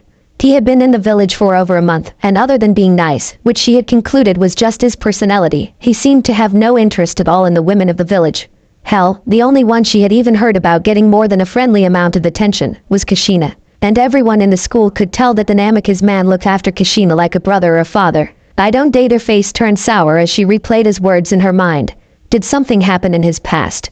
Or maybe he is already in a relationship. The revelation hit her like a punch from an Akamichi. That's how he is so good with kids. Is he really a father? Is that where he disappears to every night and on days off? The Wagakure, the Noki looked over the reports from the leaf, and he didn't know if he should smile or kill someone. His spy on the inside had not been able to glean much on the time traveler, but it seemed that he had become a police officer, assigned to the academy. Why wasn't Hiruzen using the young man on the front lines? Sure, his students, the now legendary Sannin, had handed Hanzo his ass, and now Ain was dropping out of the war, but Kiri was still dangerous, and Suna wasn't aligned with anyone, and it meant something that Hiruzen had kept him cooped up in the village. Just what are you doing, Hiruzen? Could you possibly be preparing for something? The Noki didn't like the idea of that. Iwa had timed their retreat from the war perfectly. They gave no ground, and no one dare invade them because they hadn't lost much in the process. Much like Kumo, Iwa was ready for another round, but Konoha just had gained a ninja with untold power. 2 Kage in 1 village, plus the Haddock, and now these Sannin. I believe I best speak to the elders for peace talks. Konoha too strong to attack now. Kumo, you called for me, father. The third Raikage looked up from his reports to see his 12-year-old son standing in the entrance to his office. It swelled his chest with pride to see that his son was a Chunin at such a young age. He wasn't far from becoming a Jonin either, but decided long ago that he wouldn't let Abe become a Jonin until the war was over. We received a report from Konoha. Your mission to capture the last Uzumaki will have to wait. Why? Have our spies been found out? Questioned Abe as he sat before his father. Fortunately, no. Though a new ninja has been spotted working at the academy as a security officer of sorts. The censor states that his chakra levels fluctuate anywhere between high Kage and close to the Hachibi. The third watched his son's eyes grow wide. Obviously we cannot count this claim as true without further proof, but I can't send a team into that village with a potential war machine within the walls. So until we find out exactly who or what it is, we will have to postpone any operations on Konoha. Stated A with understanding. Perhaps we could use Kiri as a cover. If the reports are true, then Kiri and Konoha are the only 2 left in the war. Kiri has already lost much of their forces, and Jinjetsu was severely wounded when he killed Mew. Stated the Raikage. The most we could use them for is to buffer an invasion. Unknown location. Danzo Shimura was not an unintelligent man. He had excelled his entire life, failing at nothing he had put his mind to. He built Root from the ground up, fighting many of Konoha's darkest battles, before the enemy even saw the light of day. He had the most comprehensive spy network the ninja world had ever known, with top operatives in each and every major village. That is why he was concerned now. Roughly a month ago, Naruto Namikaze had entered the village as a hostile force that had effortlessly defeated Saratobi's star pupil. 2 days later, the young man had been appointed to the police force, and a short time after that he became the academy liaison. He was exceptional, but he was also a ghost. The man had appeared in Iowa a bit more than a month ago, but he was non-existent before that. His operatives had checked his backstory. Each event that was spoken about had happened, even if it was slightly off, and there had been details in his claims that were top secret, even he had not known about them before digging. Only the Hokage had the clearance to read those files, but there was no report of him at any of them. He was a ghost in the very sense of the word.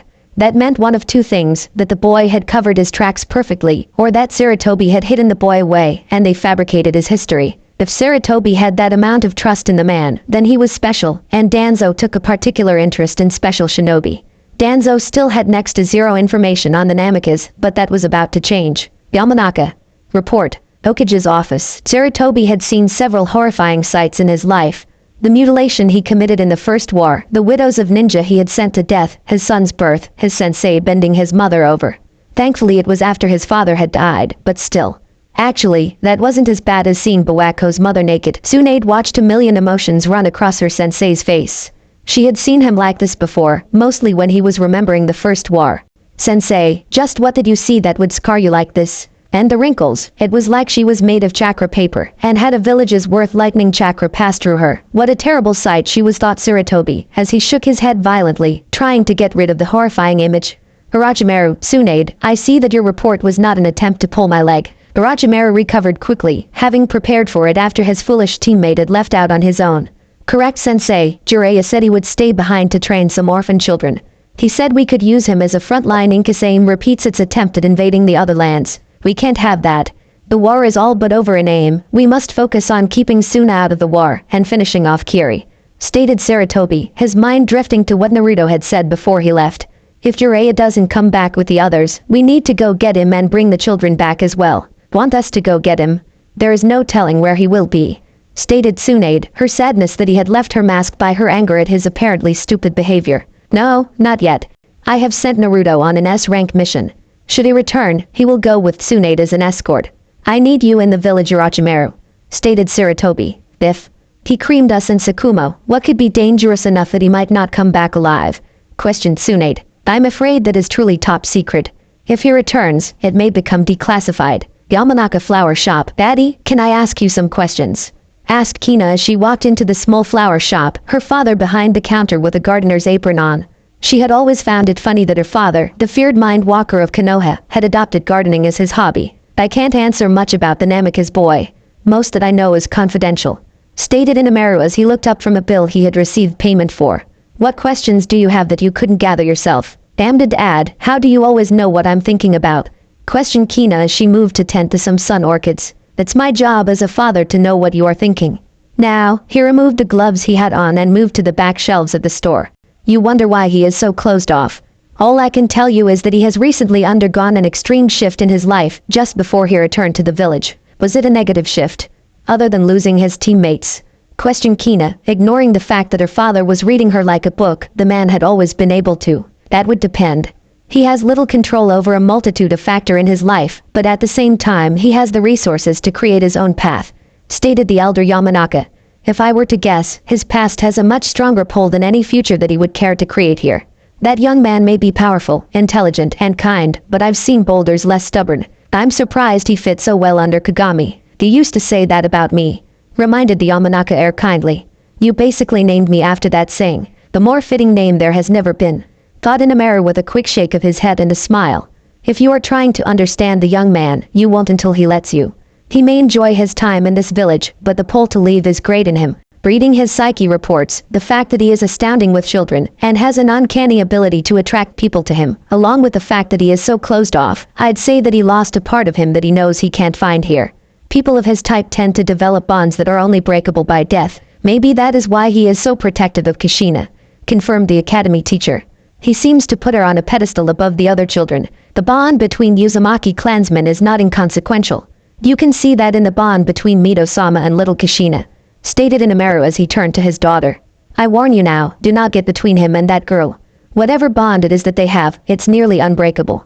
Uzumaki look out for each other, and when an elder Uzumaki sees a younger being treated poorly, it's explosive. Naruto Namikaze is the most dangerous ninja in this village, not only from the raw power he possesses, but because only he knows how strong he is, and if I were you, princess, I'd get so far on that girl's good side that you land on his. If he chooses to stay in this village, then I have no doubt that he will be not only a great ally, but a horrifying enemy." Hina contemplated her father's words carefully, attempting to make a set of plans to learn more about the enigmatic blonde Chunin. "Do you think that he is good with children because he has experience, or because he had a terrible childhood? Now Anakin, if you are planning on dating that young man, then he has to have a formal dinner with his family," teased Inamaru. "Dad." The Chiha district, Kagami sat in his living room, looking over a chakra training scroll that his favorite new blonde had given his as a thank you gift. It was rather simple, a variation of the water walking that was helpful to those with large chakra reserves, but in the margins were hand-scribbled notes on different ways to train one's element using the same tricks. Kagami had toyed with the idea of adopting the young teen, but he knew the elders would make a fuss. Besides, he found himself laughing at the image of Naruto treating him like a father. The young man could, without a doubt, beat him in almost every possible ninja field. The knock at the door drew Kagami's attention away from the scroll, a contemplating look running across his visage. "Come in, Danzo, you are welcome here." The door slid open, a slight thumping noise as whoever had been with Danzo left. Danzo strolled carefully into the house, knowing better than to think that he was perfectly safe. His teammate had always been able to read him, and Danzo didn't care for it much. Finding an empty chair, Danzo took a seat, his eyes scanning Kagami's face. "What exactly do you need, Danzo?" stated Kagami kindly, though Danzo knew that the Uchiha was already on to him. "I'd like to know about the new academy liaison. He interests me," stated Danzo directly, finding no point in being indirect with the only man he trusted as much as Sarutobi. "I figured as much," stated Kagami as he stashed away the scroll he has been reading. "He won't join your route, Danzo." "I don't want him en route," replied Danzo, shocking the Uchiha. "I want to know who he is. Naruto Namikaze. I'm sure you have read his file by now," stated Kagami with a grin. He loved shocking Danzo, and he was sure that this would be a bombshell. I believe he is the son or grandson of Tobirama-sensei. What? Danzo nearly shouted. That's impossible. His file states that he is 17 years old. Yes, and Sensei died 23 years ago, Danzo. And the only thing that states that Namikaze is 17 is a little piece of paper that was only recently declassified, stated Kagami. Besides, I'm sure you know the rumors by now. The boy knows the Hiraishin. He is much better with it than Sensei was. You have seen it? Questioned Danzo. Seen it? I felt it.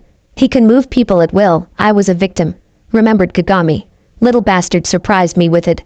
Felt like I was going to throw up. Danzo sat in silence. If the boy knew Hiraishin, then he would be too troublesome to deal with. He would have to simply bide his time until the boy was settled in and try to get him assigned to Anbu. I know that look, Danzo. You can't have him. You can't tempt him with power, or the Anbu lifestyle. Reminded Kagami. He's out of your hands. You seem to underestimate me, my old friend. Hokage's office, the battle of titanic proportions was raging. No, not the battle of nations, or even the eternal battle with paperwork, which has claimed countless days of each Kage's life. No, this battle was between Hiruzen Sarutobi, the legendary professor, the strongest Kage in the lands, and his newest rival, his itchy ropes. The Sarutobi feverishly scratched his calf, muttering curses at his ropes. I'm having new robes commissioned the second Higurashi gets back into town. I've had enough of this. Crack. Sarutobi paused, looking around to see what it was that had broken during his vigorous scratching. Hopefully it wasn't something that Bawako got me. She still hasn't let me off the hook from. On the corner of his desk, Sarutobi caught an irregular glint of light coming from the framed picture of Team 7. A sharp crack running through Jireya's face and ending abruptly under Tsunade's chin, almost as if it were dividing Jireya between Tsunade and Orochimaru. That cannot be good. The Chiha compound. Knock knock knock. Who the hell is it now? Wondered Kagami as he once again got up and moved toward the door. I swear to Madara, if it's those Leaf Scouts again. Kagami froze when he saw who it was that was at the door. What could I help you with, miss? Izushio, how long is this ladder? It feels like I've been climbing for hours. Muttered Naruto. He had waited about an hour, searching the rest of the great room for any hidden areas, but had found none. Now he wished he had just jumped down the thing, but having already found 2 traps, he was glad he hadn't. A few careful minutes later and he had reached the bottom of the tunnel, finding himself in the middle of a wide cavern. Scrolls lined every wall in the dimly lit room. The floor was a rough rock surface. Chunks of loose debris from the ceiling had fallen on the ground, created small piles of dirt and rock. Finally here. Good, then we can begin. Stated a spectral figure on the farthest wall, hovering above a set of 4 glass boxes. Let's get started.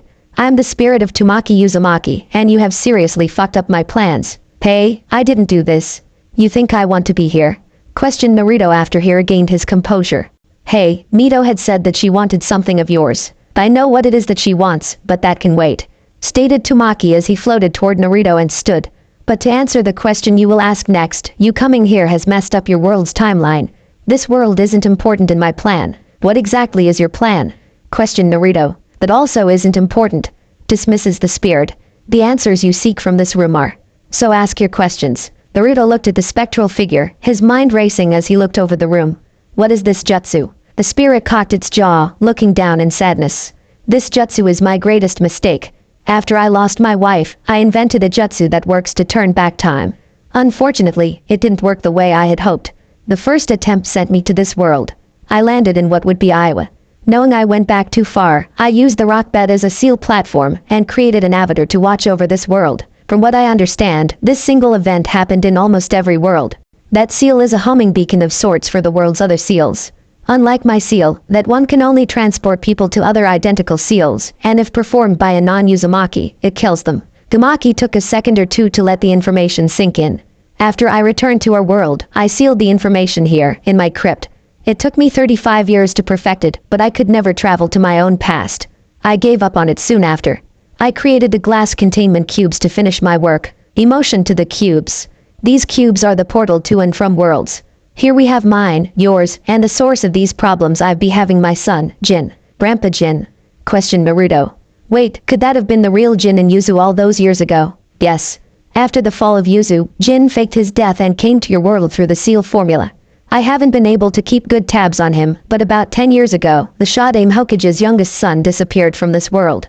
5 years ago, Inoki was named the Tsuchikage. He immediately backed out of the war, right before this world's Iwa would have finished off Kiri. Tamaki said as he shook his head. I believe Jin is trying to rebuild the Uzumaki of your timeline by shaping the world events there. Why wouldn't he do it in this world? He survived, he could have rounded up the survivors and rebuilt. Stated Naruto, his mind ablaze with questions. Because the Uchiha still exist in this world. In yours, they do not. Stated Tamaki. He blames the Uchiha for the fall. In this world, an Uchiha team failed to bring word to Konoha in time. Naruto contemplated his great-grandfather's words. How exactly does he plan on rebuilding the Uzumaki? Nagato is gone, Mom is gone, the only prominent Uzumaki left are me and Gaara. Tamaki sat quietly, his eyes dark. I believe he plans on using Madara Uchiha's Rinnegan to cast the Uchiha's ultimate jutsu. The Infinite Tsukiyomi is a worldwide Jinjutsu. That Jin wants to program it to force the remaining Uzumaki out of hiding, and rebuild the Uzumaki with him as king. How does my coming here change anything then? The masked man, the one that enacted the jutsu, he was the one that was supposed to cast that Infinite Tsukiyomi. He died sending you here. I am the avatar of the Tamaki of your world.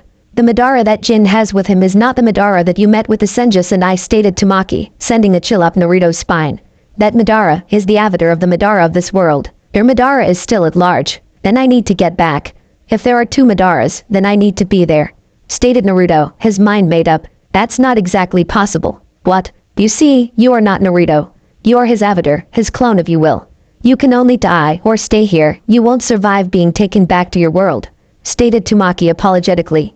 That is why you do not have your Rinnegan, and that is why Kurama did not come with you. How does this avatar work?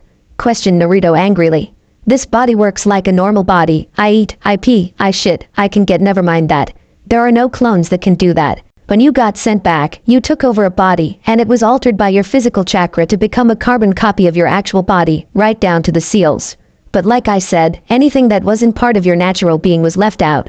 Do not worry, Kurama is still sealed in your natural body. Stated Tamaki. You are technically you, but your mind is just a clone. Once I clear your glass box, you will reconnect with your body and your world. So you're saying that I will merge with my natural self. But you said this body can't leave here. If you choose to live, you will link with your old body, allowing the real you to return. No memories will be shared, and once one dies, the other will as well. Stated Tamaki. However, if you choose to sacrifice this body and your existence in this world, then your experiences will transfer as well. Can you inform my real self about Jin and Madara? Questioned Naruto. No. I can only bring your spirit back to your world. As an avatar myself, I will die the second I fully leave this world. Tamaki informed Naruto. We only have one shot. The choice is up to you. No matter what, my existence will end. Is there any way to inform my other self and break the link? Stated Naruto. Tamaki narrowed his eyes. You wish to stay in this world? Naruto hung his head. If it's possible. I like the life I built here. You said it yourself. If I want my actual self to have all the information, I'd die anyways. If you wish, but without the link, there is no telling how long your avatar will last. It's the reason I haven't broken Jin's glass box. Stated Tamaki. It could be minutes, it could be years. But the most that body will last is to the day you got sent back in your time. Then I'd like to do that. Stated Naruto. Has anyone ever told you that you were smart? Questioned Tamaki. Yes, they lied. Get ready, this is going to really hurt the both of us. Konoha, Hokage's office. Banzo was not ready for the sight. In fact, it had been the last thing that he would have thought he would see Hirs and Sarutobi doing. He laid on the brand new couch in his office, staring at the ceiling, eating pancakes. You would like a pancake, wouldn't you? Did you smell them from the Anbu building? No, I am here to ask about a ninja I have been hearing rumors about. Stated Danzo as he watched his eccentric ex-teammate somehow manage to take the last pancake, roll it into a funnel and the remaining syrup from the plate into the pancake funnel, and into his mouth. How do you not gain weight? Sarutobi sat up, eating the pancake like a burrito. I exercise daily. Hiruzen, last week I watched you eat a roasted chicken. Danzo reminded. By yourself. I eat when I am lost in thought. You know the Danzo. Would you rather I start smoking? Stated Sarutobi as he sat back behind his desk. Now, I assume you are coming to ask about Namikaze. You are correct. Confirmed Danzo. I'd like to know where he was before he started his time at the academy, then an orphanage outside of Glassport. Stated Sarutobi as if it was the easiest answer in the world. If you were unable to dig up the history of a 7-year-old boy, I'm afraid that you are failing, my old friend. Danzo took a few seconds to understand what Sarutobi had said. No, you fool. The liaison, not the boy. Ah yes, Naruto. Dismissed Hiruzen with a small smirk. What questions do you have about him? Let's start with exactly how powerful the boy is. Stated Danzo. I hear rumors that he defeated you students rather easily. I can tell you that rumor is incorrect. stated Saratobi with confidence. Danzo's eyebrow cocked at this. Orochimaru himself had told Danzo. Saratobi was lying to him. He destroyed my students, along with Haddock. Then why are you not using that man on the front lines? He's a war machine. I have an agreement with him. As of now, he watches the academy. Secretly, he is training several select ninja that have been struggling with improvement, stated Saratobi, piquing Danzo's interest. No, you cannot have their names, and no, you may not suggest any new candidates for training. And why is that? Questioned Danzo. As of right now, he is on an S-rank mission, one which he most likely will not come back from, informed the elder Saratobi, seemingly shocking Danzo. It is of vital importance to the village, but should he return, he will most likely begin taking missions as well as continuing to perform his duties at the academy. But Jiraiya, alright. I've agreed to train you three, but first I need to know what I'm working with, stated Jiraiya as he looked over the 3 10-year-olds in front of him.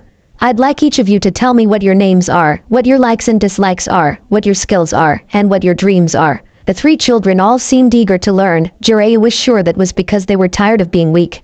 As they sat on one of the steps of the abandoned cabin they had found, Jiraiya admitted to himself that the thought of just bringing them back Konoha as his genin team had crossed his mind. I'm Conan, stated the lone female, blue hair, amber eyes and a fair complexion.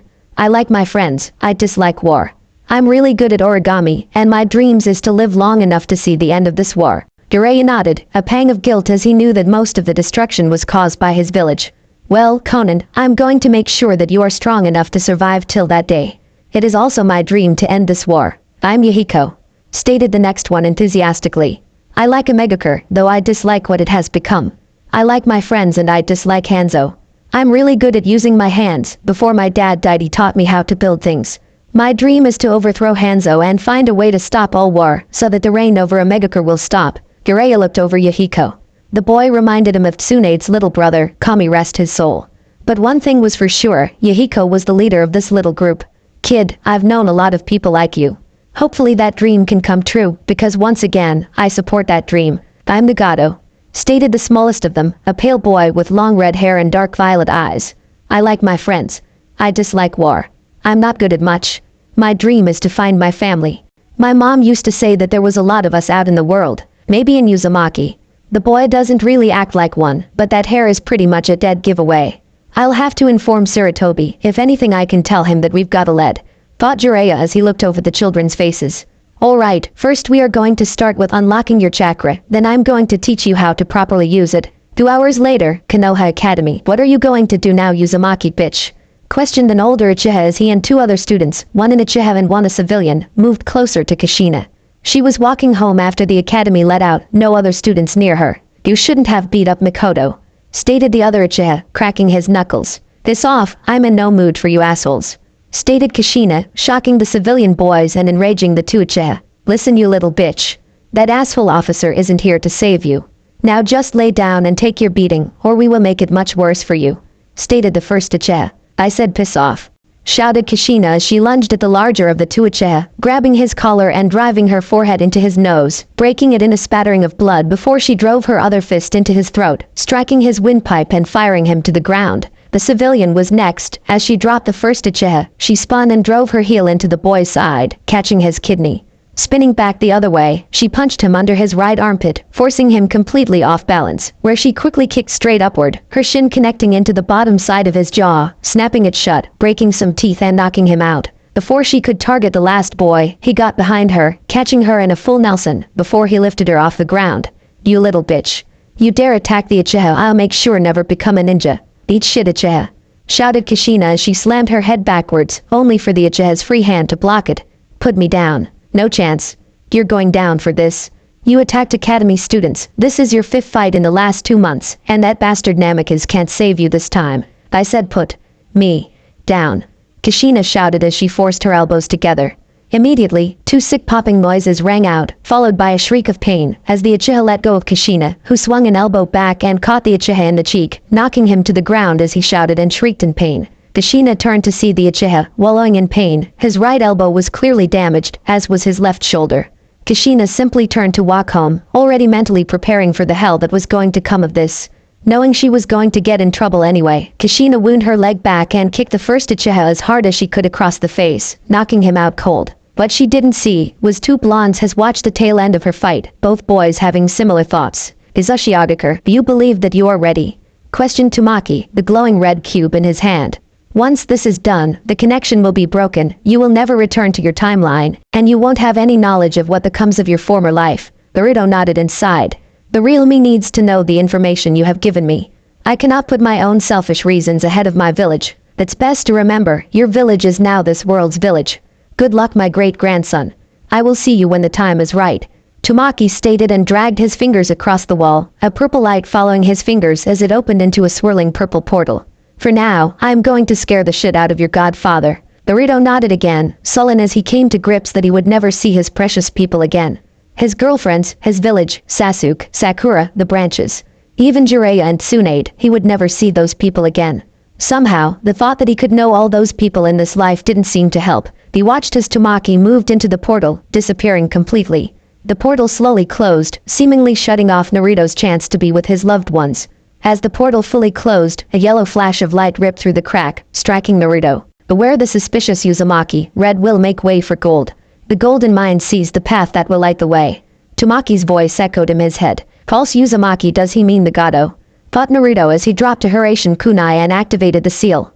Golden mind, Akamichi's barbecue and grill, are you sure that is what you saw? Questioned Hiashi Hyuga as he sat with several other clan heirs, his twin brother sitting next to him, both of them newly minted chunin, having been promoted after their 12th birthday. Yes. Kushina completely demolished all three. Stated Inoichi. I've never seen it before, usually she fights like a street brawler, but today she fought like a taijutsu expert. Hiashi felt his brother nudge him. Hisashi looked over to his brother before talking. The raw strength it would take to do that kind of damage is easily genin level. Hiashi nodded to his brother. She is quite powerful. Perhaps we should instruct our clan members to look out for her. If she continues to have problems with the Uchiha, it would be best to keep the girls safe. Any enemy of the Uchiha is a friend of ours. Nodded Hisashi. It's the least we could do for the Uzumaki. Has this been a regular problem for her? The only I had heard of it was when she had fought Mikoto. Questioned Hiashi. The only time anyone messes with her is when Mr. Namikaze isn't around. Stated Chauza. Not even an Uchiha is arrogant enough to fight him. Stated Tsume, who had just sat down next to Hisashi, who had been her genin teammate. From what I had heard, he's extremely powerful. I'd say. Father said to be wary of his power. Stated Shikaku. Said that anyone who has such favor with the Hokage is either extremely powerful or extremely loyal. What does your sister say about him, Inoichi? She's your academy teacher, right? Questioned Tsume. She doesn't really talk about him outside of school. Stated Inoichi, not aware of the intended interests his sister had in Naruto. I know that most teachers have polarizing opinions of him. What happens when he is around? How is the girl treated? Questioned Hiashi. Well, she is more calm when he is around, and she is less quick to the beatings. Stated Chauza. Like I said, no one really picks at her when Mr. Namikaze is around. Perhaps I'll look into this further. Stated Tsume. After all, it's been a while since I saw your sister, Inoichi. I'll have to see how she's doing. Hokage's office. Sarutobi perked up as a familiar face popped up in front of his desk. Namikaze. I had not expect you back. Stated Hiruzen, his eyes roaming the young man. I assume your returning this soon means you have found something. Naruto once again nodded solemnly. I am yours to command, Lord Hokage. Hiruzen's eyes flashed with understanding before he leaned back in his chair. I'm honestly sorry. Would you like to retain your current assignment? I believe the Kushina will need you sooner than later. Hi, sir. Stated Naruto. Good, but for now I have an assignment for you. Stated the Sandaime as he set up a silencing seal around the room. Jiraiya has discovered in Uzumaki by the name Nagato. Naruto perked up immediately. Konan and Yahiko. The Sarutobi nodded. Yes. I assume these are the orphans you had informed me about. You are to go with Tsunade and retrieve Jiraiya and the orphans. Namikaze, a moment. Naruto nearly shuddered, that voice didn't bring back the best memories. He paused his step and turned backwards, his eyes catching the yellow eyes of Orochimaru. Interesting, none of the vileness they held in my time. Thank you for stopping. Stated Orochimaru as he caught up with the blonde. What is it you believe I can do for you? Questioned Naruto. Orochimaru, well slightly off-put, grinned. It's quite nice to know that you don't mince words. I was wondering if we had anything to gain from training together. No, you would. Stated Naruto, drawing a confused and off-put look from Orochimaru.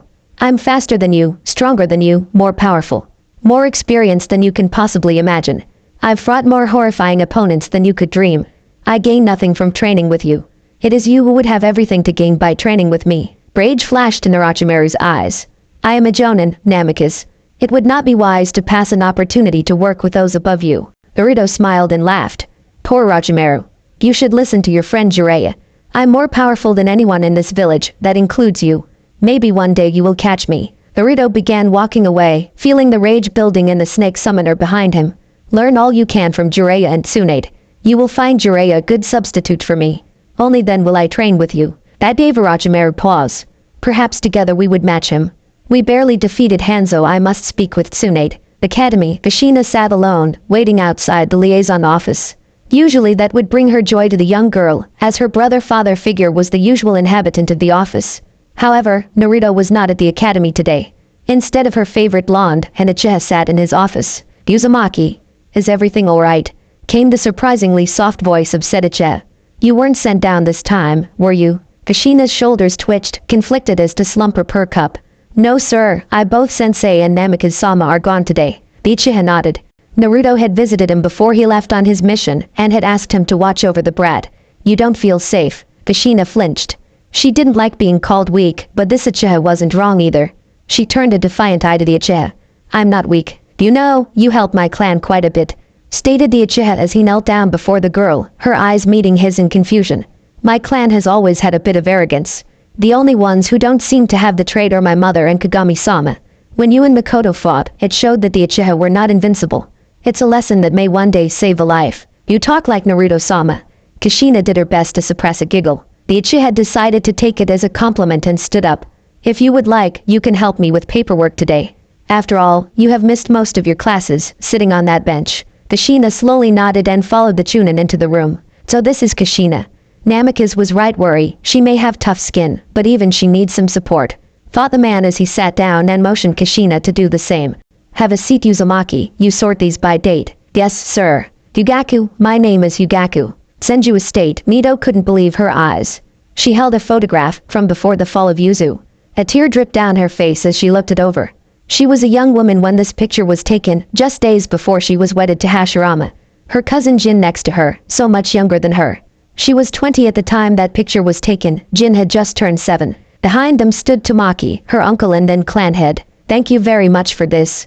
It was my favorite picture growing up. Wound out Mito as she kept herself from weeping at the loss of her entire family, minus Tsunade and Kushina. And now Naruto. He said that this is what you would want, stated Naruto, sitting across from her in the garden. There was also this scroll. I believe it best to go to Kushina. Mito cleared her eyes in her mind before looking at the man across from her. Does anyone see how much he looks like Tobirama? I must believe that young Minato be of relation to him. So you are stuck in this world now. Yes. Yes. I've already planned on increasing Konoha's strength and planning accordingly, stated Naruto. And I have a question about you sealing the fox into Kushina. Now, usually, it is the mother that worries for the son. She joked, having figured out that Kushina ends up being Naruto's mother in his timeline. Naruto grins. I never knew her in my time, but you find it odd seeing so many strange and familiar faces? Asked Mito, finding the boy amusing and fascinating. When I was elected Hokage, I used shadow clones to read every available page in the shinobi archives. In a sense, I am aware of most of the village, except those who did not exist in my timeline, informed Naruto, enjoying the odd conversation. It's like being absorbed into a book that you have read before. You know most of the characters, and you have seen how some evolve and develop, but the second you enter, things begin to change. Then tell me, Page Master, do you see anyone who catches your eye? After all, a young, powerful man like you often attracts suitors, stated Mito with measurable mirth. Naruto's face morphed into an odd mix of happiness and sorrow. I know in my mind that I will never see the ones I loved again. I've spent these weeks I've been here preparing for it, but the heart is a fickle thing. I understand. Naruto couldn't help but think how much older she looked when she said those words. When I lost Hashirama, I thought that the pain would never go away. It wasn't much longer until Tobirama left this world. Then my daughter and my son-in-law. Even when I lost Nawaki I felt pain. It gets easier though.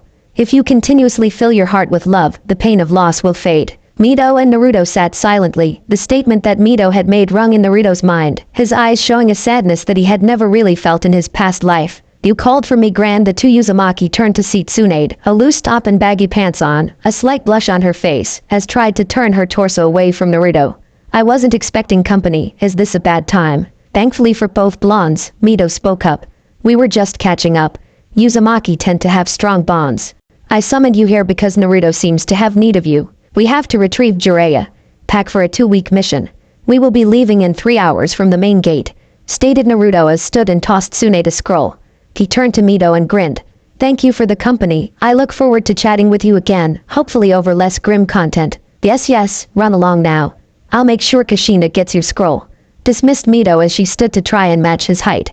Remember, young man, love is stronger than sorrow, and you will find many suitors. Mito walked from the room, leaving Naruto and Tsunade standing in the room alone.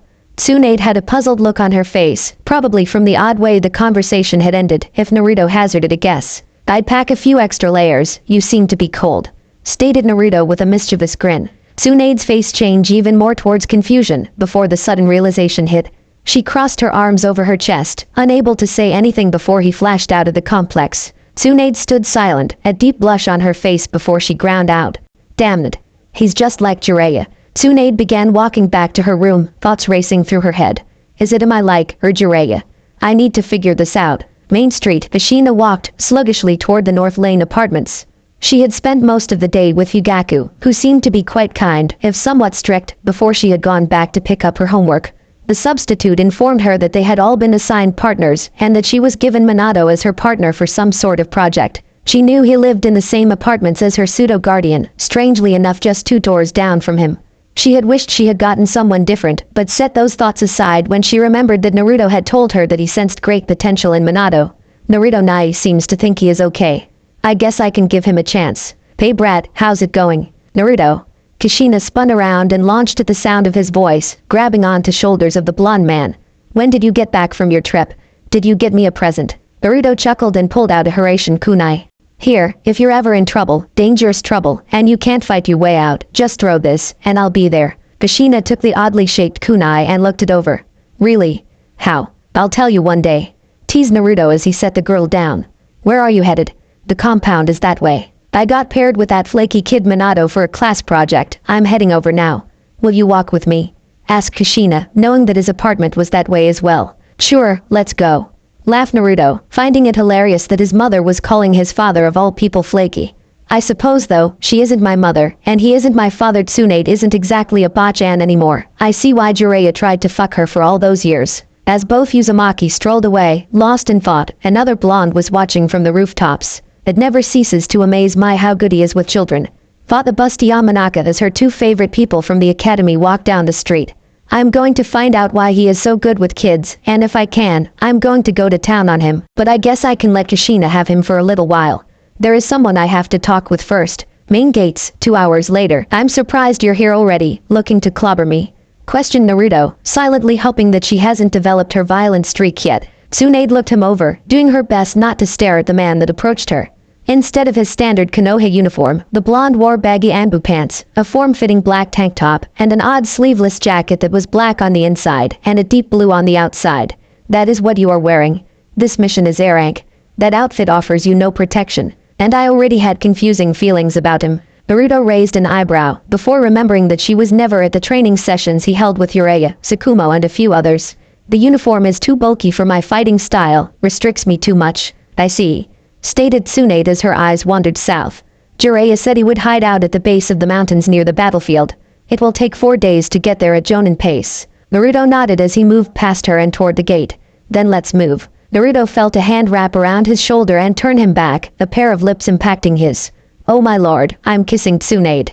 Why? Naruto pushed Tsunade away softly, separating them, before he continued walking toward the gates, leaving a confused Tsunade and several shocked people around the gate. Breed headquarters, Anakin.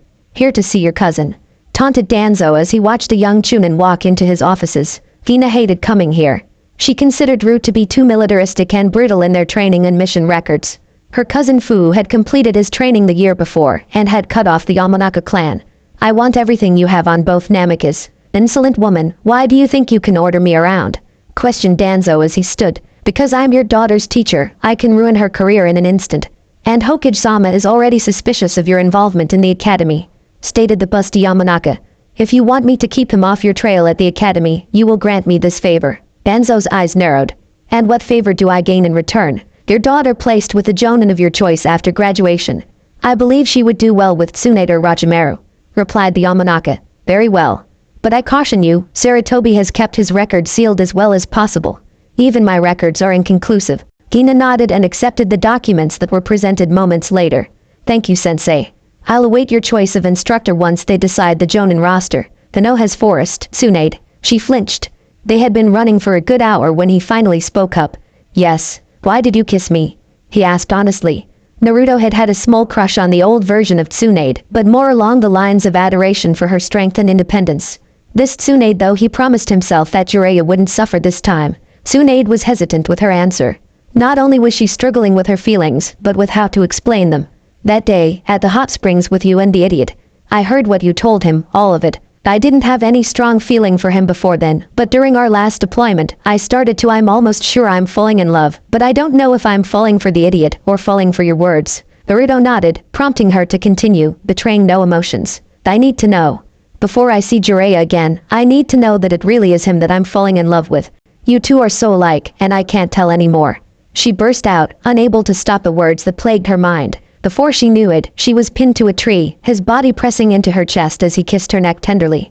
Do you know now? Do you feel love or lust? I don't know. Please. Oh, the Noha. Gina sat into the library of her clan's compound, her eyes scanning over the pamphlet of information she had gotten from Danzo. The more she read, the more confused she was. It appeared that the rumors were true. He had bested the 3rd Hokage's students, as well as Sakumo Haddock in a fight. Danzo had him ranked at cage level strength, a fact that bothered her greatly. He was far too great an asset to keep in the village, unless an attack on the village was expected, but then why keep him at the academy? She found her answer a few pages later. He requested to stay at the academy on a permanent basis. Odder still was his assigned schedule. He was assigned from 6 am to noon, the hour that lunch happened, then he was technically free to go. But he almost always stayed late, and the DNA profile was another dead end. Half Uzumaki, the other mostly Namikaze with a few errant markers, with the Namikaze traits coming from his father. No known matches in the villager archives.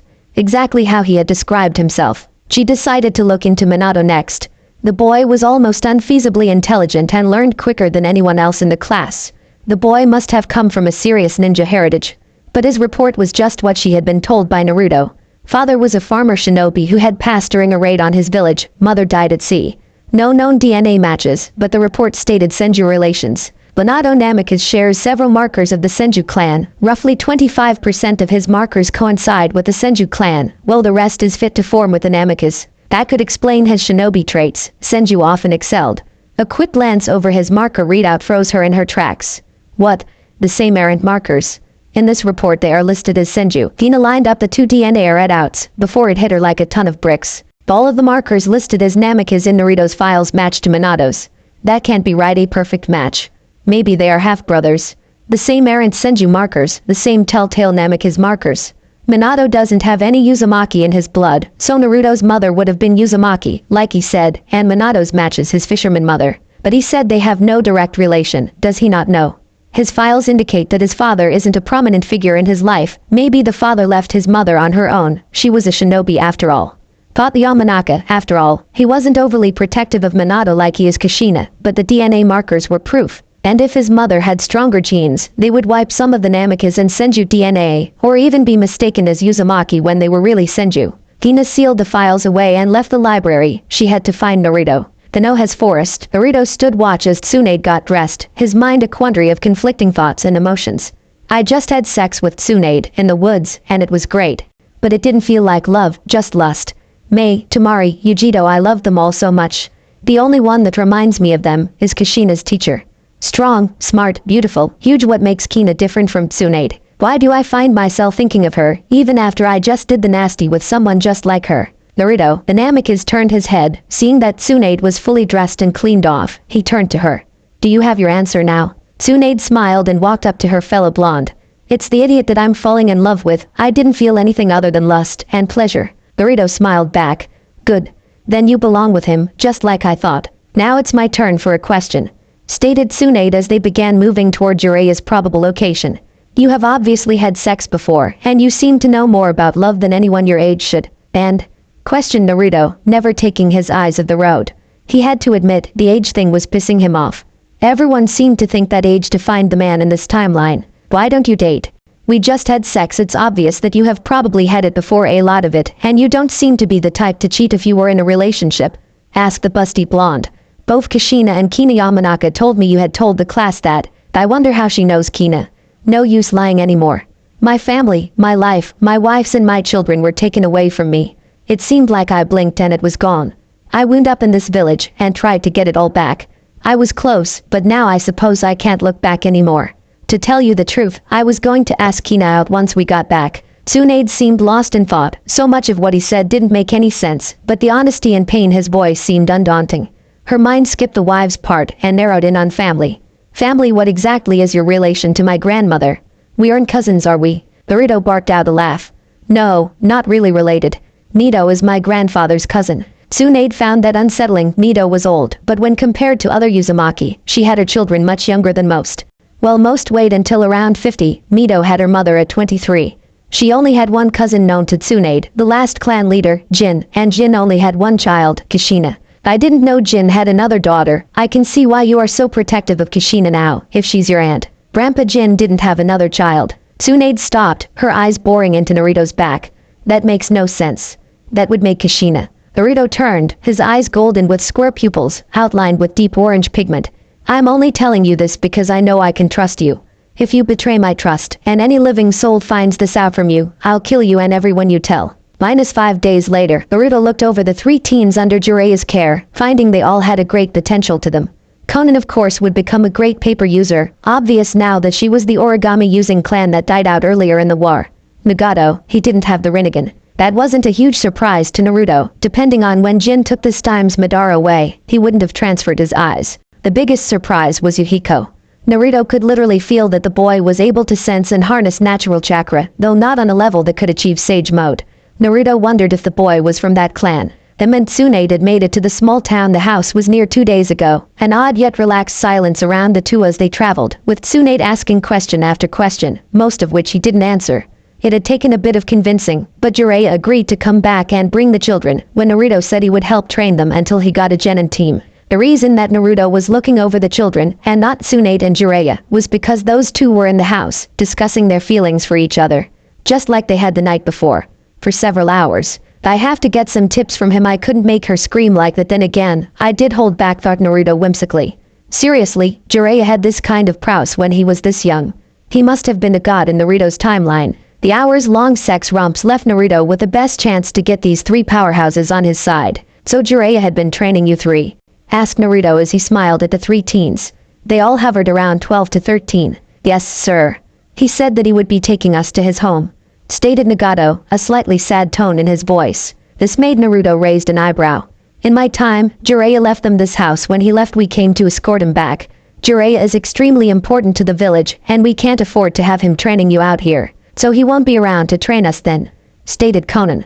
The girl had a bit of an attitude even as a teenager. Not all the time, but most of it. Stated Naruto, confusing the teens. Jiraiya will most likely become your Jonin sensei. You will be assigned under him. You'll train, take missions, that sort of thing. Nagato was the first to understand. You mean we will become Konoha shinobi? Yep. Stated Naruto, though the 3 teens seemed to have mixed feelings about that news. Look, I know you want to bring peace to AIM, but until Hanzo becomes an ally, you won't stop him. Even if you kill him, some new group will take over. The reign over Kiri will only stop when AIM is at peace. The teens seemed awed by the blonde's short speech, as if he had been reading their minds. Now, we are going to pack up, eat dinner and head out in the morning. -12 hours later, Naruto walked at the back of the group, his eyes studied the 3 teens in front of him. They would end up much different than his time. Without the Rinnegan, Nagato won't be as powerful, but maybe more versatile. He was sure Konan could become just as strong, although from Nagato's memories, it was Yuhiko's death that caused her to bury herself in training. And then there was Yuhiko.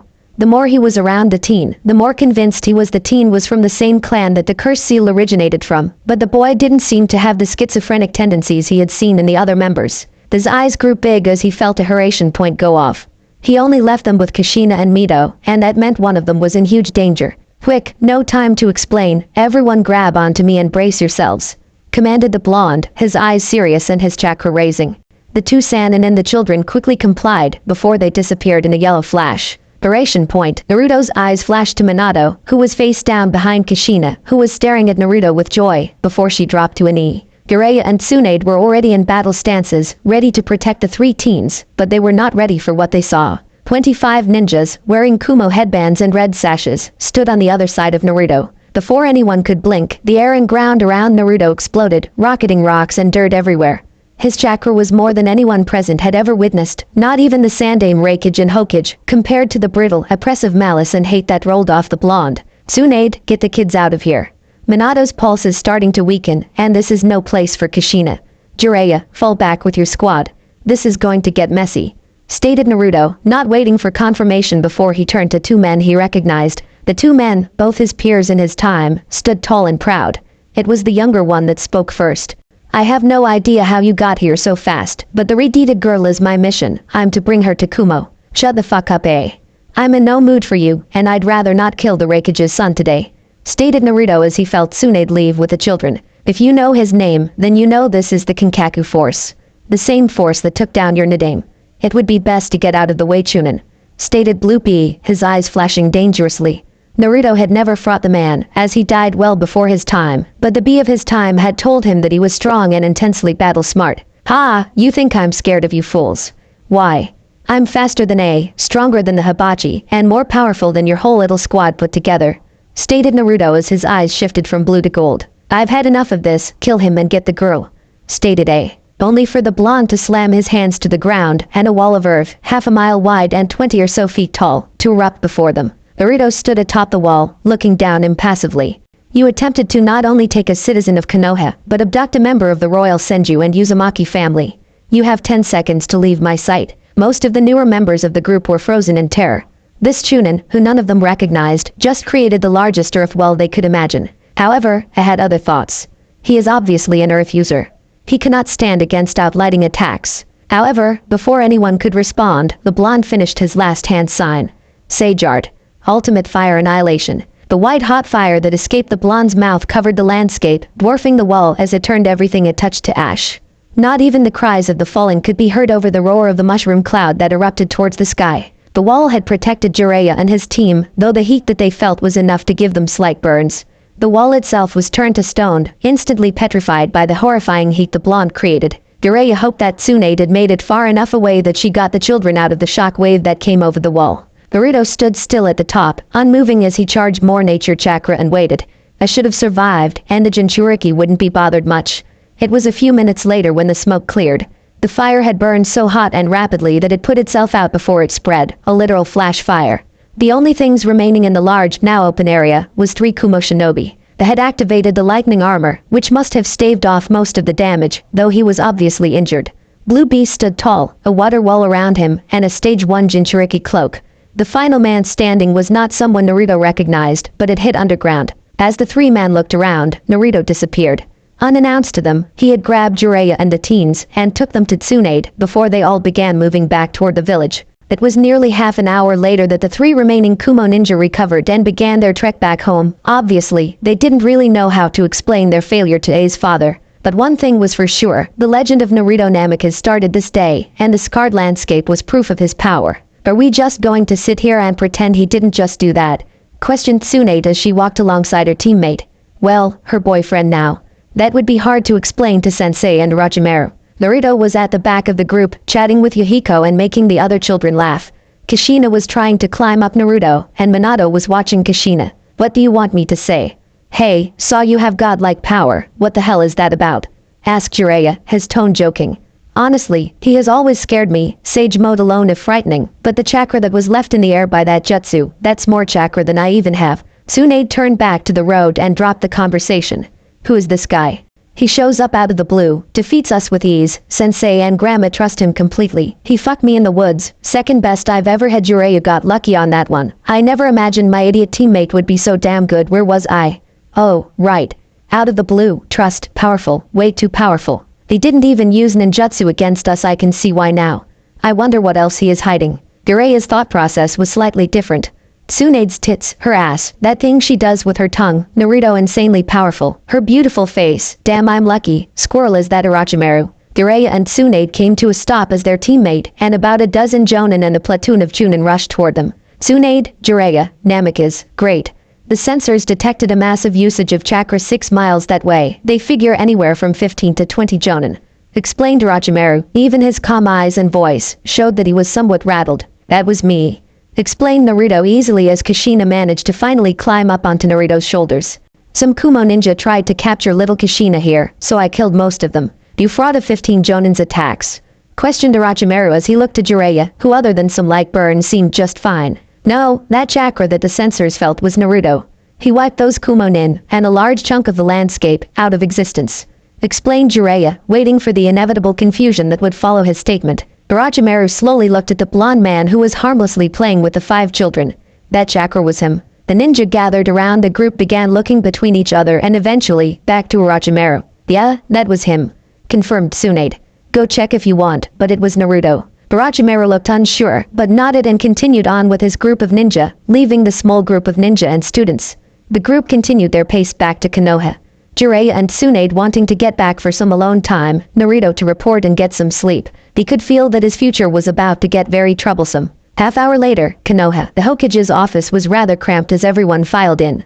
The AIM children stood with Jiraiya, Kushina had yet to leave Naruto's shoulders, Minato stood between Jiraiya and Naruto, and Tsunade was behind Minato. Garrison Sarutobi, the famed third Hokage, was carving out and eating a watermelon with a spoon as he watched his most loyal ninja and the accompanying children enter his office. Why are the children burned? Questioned the Hokage, before he looked over Kushina and Minato who both had some bruising. I know you don't care for children, Tsunade, but that isn't right. They were burned by my jutsu, that giant chakra pulse our censors felt. Other than that, Kushina here and Minato were out in the middle of the forest with a group of Kumonin. I should have figured that this would happen when I was away, stated Naruto, giving a subtle hint to Sarutobi that this was an event from his timeline. Sarutobi nodded and motioned his spoon at his students. Jiraiya, find housing for these children, preferably close to you. I'll need to send them through the academy actually, put them in the apartment build that Naruto and Minato live in. Bring Minato home with you. Jiraiya looked confused, but obeyed and took the children with him. He had thought for sure that Sarutobi would reject the children, but for some reasons, whenever Naruto was around, Sensei always became more open to suggestion. Tsunade, bring Kushina home and stay with her. I'm sure she has had a tough day, stated Naruto, a meaningful look from Hiruzen enforcing the Chunin request. After the blonde Sannin had left, Naruto took a seat across from the Sandaime. I assume by what you said, this even was supposed to happen, stated Hiruzen. Yeah, but it was different.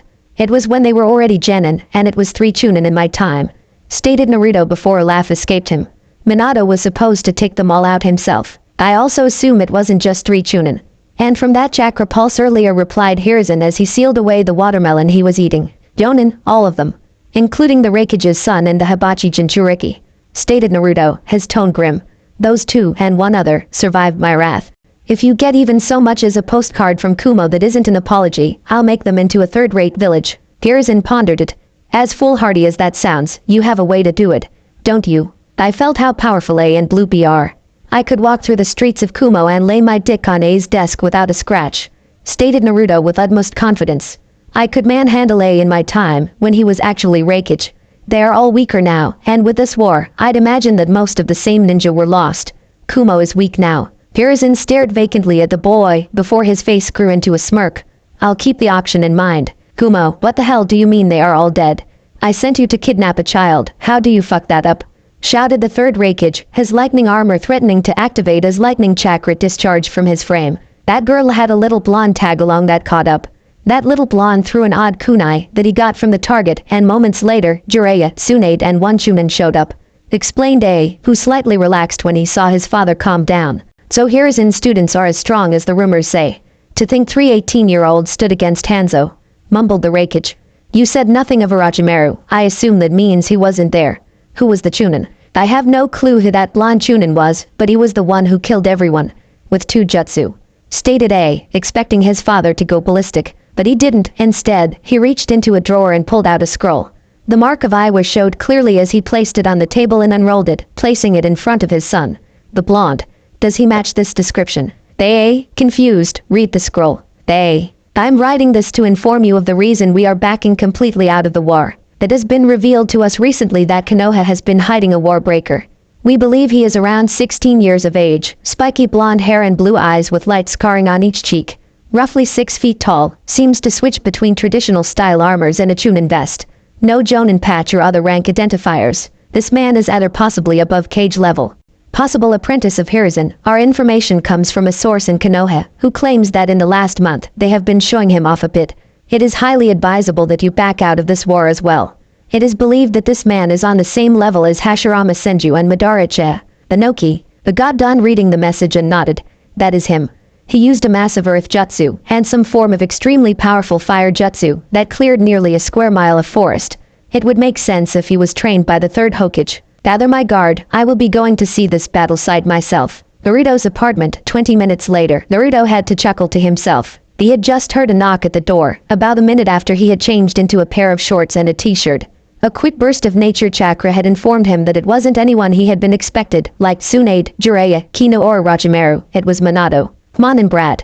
What do you need? He called out from his kitchen table. A few seconds later, the door hesitantly opened, and Minato slowly stepped into the apartment, moving slowly, as if one wrong move would lead to him being attacked. Naruto had to hold in the mirth as Minato locked eyes with him and froze. Naruto waited a few seconds and motioned the boy over to the table. Come sit down, I was about to eat lunch. You want some? Minato looked surprised, but nodded and took a spot across from where Naruto had been sitting. In a flash, a bowl of noodles was in front of the boy, and Naruto was back in the chair. Minato watched, unnerved as his school liaison officer ate the noodles. Eventually Minato joined him, and after the first bite, he threw caution to the wind and began scarfing down the delicious noodles as fast as he could. Naruto smirked and finished his meal. He had to admit, when he was younger, he had thought he acted more like Kushina, but he was now sure his eating habits came from Minato. Once they were both done, Naruto sat back and unsealed a scroll from his arm, looking over its contents. Minato just sat there and looked over his new idol. Should I ask him? He probably has better things to do. I mean, Lady Tsunade and Jiraiya said that he's so strong. But I have to get stronger. I don't want Kushina-chan to think I'm weak. That's it, I'll ask Kai. Do you want me to train you? Minato nearly fell out of his chair. What? You came over here for a reason, and I doubt it was because you thought I was going to feed you, stated Naruto, not looking up from the scroll. And if you're here to thank me, don't bother.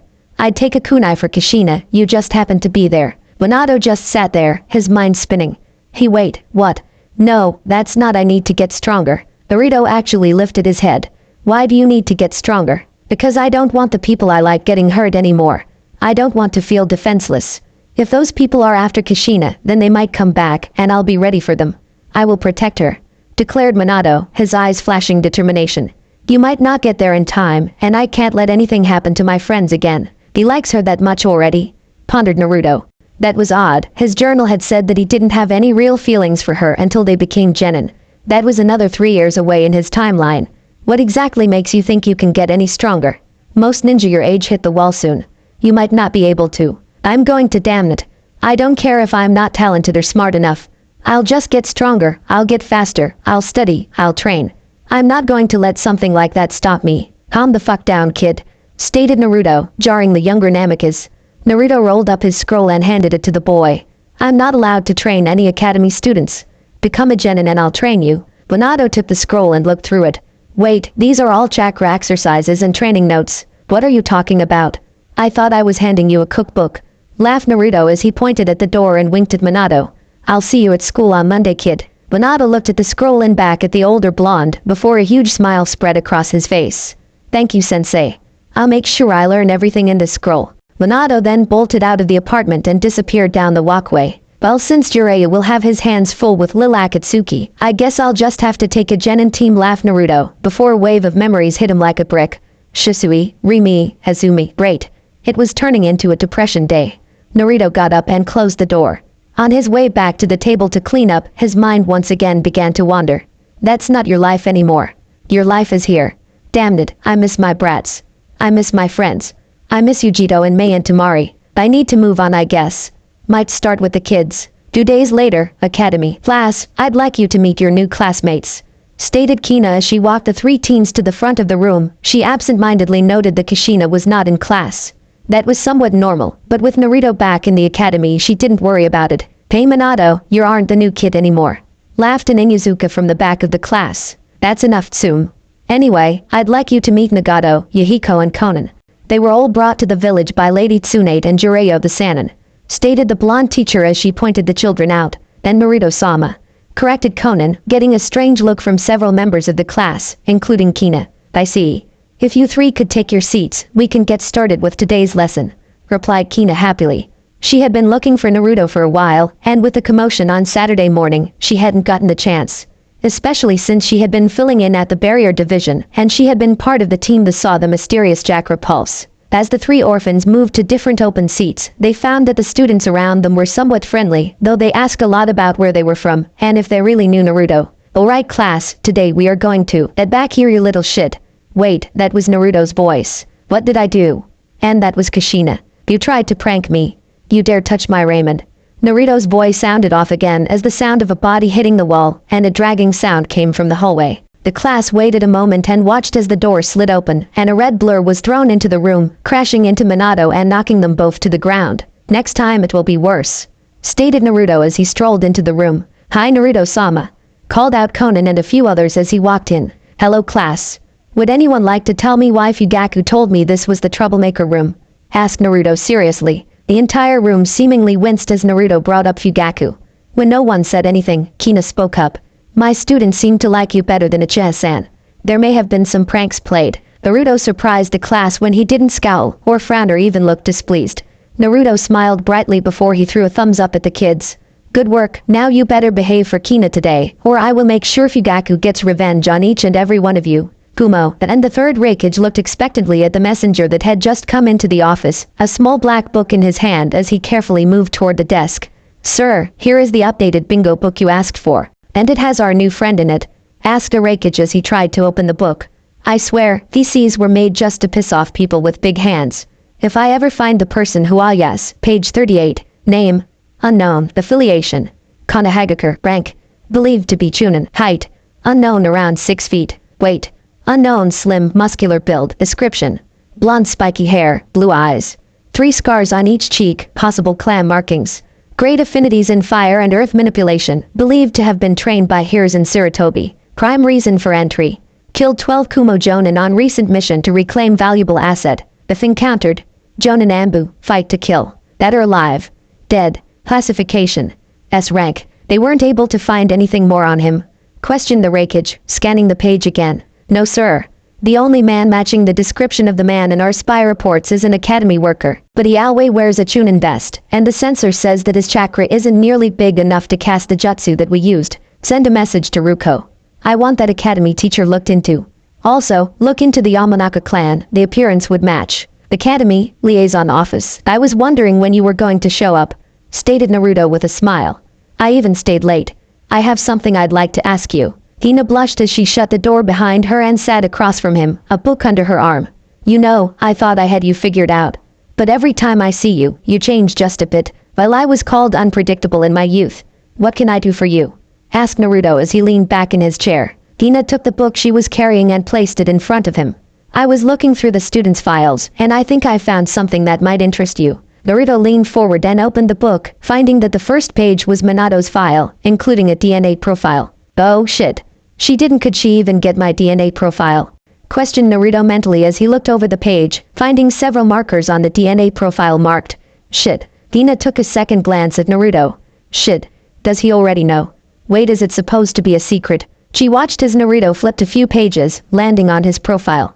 Guess I have some explaining to do before I get to ask my question then. You knew?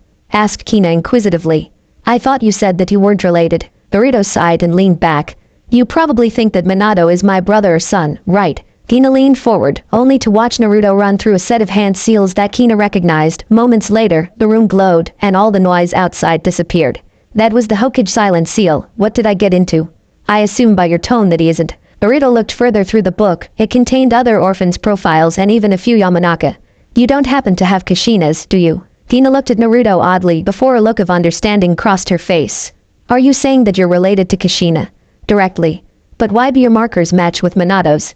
It's not like they grew up in Hede. Kina went pale as the implications of her laughed-out statement registered in her mind. No, the Uzumaki markers and that weird grouping of Senju markers. Kushina is your sister, and Minato is your brother. Minato comes from the Senju bloodline. A rather famous one in fact. Tobirama. I do as well. I wasn't lying when I told you my father was a Namikaze and my mother was in Uzumaki, stated Naruto as he leaned back and thought of what to say next. That's why you were both hidden. Tobirama-sama had a child. Questioned the academy teacher, doing the math in her head. Naruto would either be the son or grandson of Hinadame or the grandson of the Nadame. No, but Minato is. I'm his great-grandson. So he had 2 children. Wait, Minato is your uncle.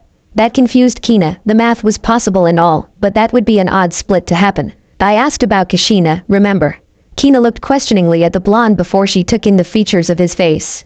Naruto could almost see the light bulb that lit up in her mind. I guess I should explain. My name is Naruto Uzumaki Namikaze Senju. In my world, I'm the goddamn Hokage. What? Are you insane? That's it, isn't it? You're insane. Shouted Kina as she looked at her blonde coworker again. He looked exactly like Minato and Kushina's child would. Hiruzen Sama has yet to name a yondaime, let alone a goddamn. He knew exactly how to interact with Kushina. He was able to work his way into a prime position in the police force. According to Tsunade, he is the strongest ninja she has ever seen. Her brow scrunched as a thought passed through her head. How old are you? Minato is 7, and Kushina is as well. Naruto smiled and leaned back. You figured it out. October 10th, 465. That would make you -17. Stated Kina. Yep. Dad was 24 when he died, so was Mom. Stated Naruto, his eyes softening. Guess that's why I'm trying to get to know them now. Kina looked at the blonde oddly. Are you trying to tell me Minato Namikaze, the yondaime Hokage, married Kushina Uzumaki on June 23rd, 464? They had one child on October 10th, 465, replied Naruto. I'm not trying to tell you anything. I'm going to tell you everything, because you already know too much. Then I'm going to take you, your father, your sister and Mito-sama to the Hokage's office, and let him decide what he is going to do with this. I don't have a sister. Kina quickly replied, her eyes widening. He doesn't know, does he? He can't. Wait, Minato becomes Hokage. Yes, you do. Unless something much different happened in this time, Tsunade Senju is your half-sister. Your father married your mother 2 years after she had Tsunade. A few years go by, you come along, your mother dies, Inamera remarries, and 5 years later, you have a little brother. That's why Tsunade has blonde hair. That also explains why you both are busty goddesses. That's also why little Naoki doesn't look much like his big sister. Tsunade's father was remarried, but the clan hid that, and your father helped concoct the story to keep your mother safe. You are half Senju, half Yamanaka. Naruto grinned. We have the same past. Both of us have our little secrets. Kina sighed and finally sat down, her hands holding her eyes. So that's it. You are from the future and you know all of this because you were the Hokage and had access to all of the secrets. That's why you know everyone, that's why the Hokage has such trust in you. That's why you look after Kushina. Pretty much. I never got to meet Kushina, and I only talked with Minato once as a result of a forbidden jutsu. Stated Naruto, his eyes looking directly into Kina's. Anything you want to know? Kina just stared at the man in front of her. Free pass, you can have a guy you trust tell you the future. I already know a few S-rank secrets, might as well go for gold. Do I age well? I better not get wrinkles. Naruto's head slammed forward and impacted his desk. Bachan. How am I going to handle 2 of them? I know a majority of the events for the next 30 years, and you ask that. What? I'm still a woman. Stated Kina, fighting the blush that started when she asked the question. I just want to know if I turn into one of those old hags. Naruto just shook off the mirror image of an older Tsunade. I really wouldn't know. In my time, you died when you got that nice scar across your belly. Kina froze. Then why aren't I dead now? Did you spare me somehow? No, this world isn't exactly the same as mine, replied Naruto. Though I have to admit, in some ways it's eerily similar. How about this, what happens to my family? Asked Kina, shaking off the deathly feeling in her spine. I shouldn't tell you. I can tell you that they all turn out good. Stated Naruto, his eyes traveling her body. Damn, she looks good in that uniform. Kina caught the subtle look Naruto gave her and smirked. So future man likes the way I look, huh? Did you have any significant others that I would know? In your time? Yes, 3 actually, but I don't think you would know them. The Mizukage, the sister of the Kazekage and the Jinchuriki of the Nibi. Reply Naruto automatically, his eyes showing pain. I'm going to miss them until I die. Any kids? Kina watched as Naruto smiled and nodded. I adopted 2 boys when I was 14. Shisui and Azumi. They became my genin team, and before I was taken from my world, they both were on their way to Jonin. I knew there was a reason he was good with kids. Now I just need him to pump one in Mwo bad Kina thought Kina as she sat back and looked at Naruto. 3 girlfriends, huh? No, 3 finances. They wanted to all get married together, so we put it off. Stated Naruto truthfully. Wait, you were getting married to 3 women at once? Asked Kina in amazement. Naruto didn't seem to be the kind of guy that would do that. When he nodded, she muttered, What the hell? Were you created in a lab? What? No, why? Because you aren't fair to females. You're handsome enough to be a model in the capital. You are apparently the strongest person in the village. You're great with kids. You're kind. Your body is straight up impossibly yummy. And apparently, you were able to woo 3 strong, smart women into loving and sharing you. Listed off the Yamanaka heatedly. The only way you could be any more ridiculously perfect would be if your dick was as big as your personality. Hina froze as she realized what she just said. Naruto grinned, his eyebrow slightly cocked as he let out a small chuckle. I'm sure you'd like to know, after all, the only way you could fuck me any harder than you were in the classroom a few weeks ago would be if my cock was in your mouth. Hina was almost glowing red as Naruto just grinned at her, but this wasn't his normal boyish grin that she was used to. This one was predatory. He had her tongue tied, and her mind was almost completely shut down. Almost. That's not you. I wasn't even. You're a pervert. Yep. I've taken every single chance I could to look you over. Laughed Naruto. To be honest, if I was sure I was ready for a relationship, I'd have asked you out already, wooed you, and probably buried myself in you in this very office. Hina just kept getting redder. She couldn't believe that he was talking this way. And in the office. Suddenly, Naruto stood up, looked her over once more, and smiled. I gotta go look after Runt. I'll see you tomorrow. Keep all this a secret. Feel free to stop by if you're ever in the neighborhood. Suddenly, Naruto was gone, along with her book of student profiles and the sound barrier. Hokage's office. Hiruzen sat, unfazed, as a yellow flash entered his vision. Though it helped that he was currently holding half a melon and was scooping the fruit into his mouth. Old man, do you ever stop eating? Questioned Naruto, who dropped the book on his desk. Would you rather I smoke? Asked the Hokage as he took another scoop of melon into his mouth, before looking over the book. Seems I was correct. Kagami was telling the truth. Yeah, you were right. She even had the DNA profiles of all the kids in me. Hiruzen nodded and stopped shoveling food into his mouth as he looked over the book. Nothing secret here. As a teacher, she has access to all of this. Your DNA is odd, but there is no law about having it. She knows now. I've told her and Tsunade. Stated Naruto, his eyes trained on the not-so-old Hokage. I have a clone trailing her. If she goes anywhere suspicious, I'll tell you. I'm not worried about it. It would be better for us if we let that rumor get out. Most of the population would simply discredit it on the sheer absurdity of it, replied the wise Cage. What concerns me is that she got this DNA readout from someone, meaning someone else could find it and use it to find the truth. I don't know about that.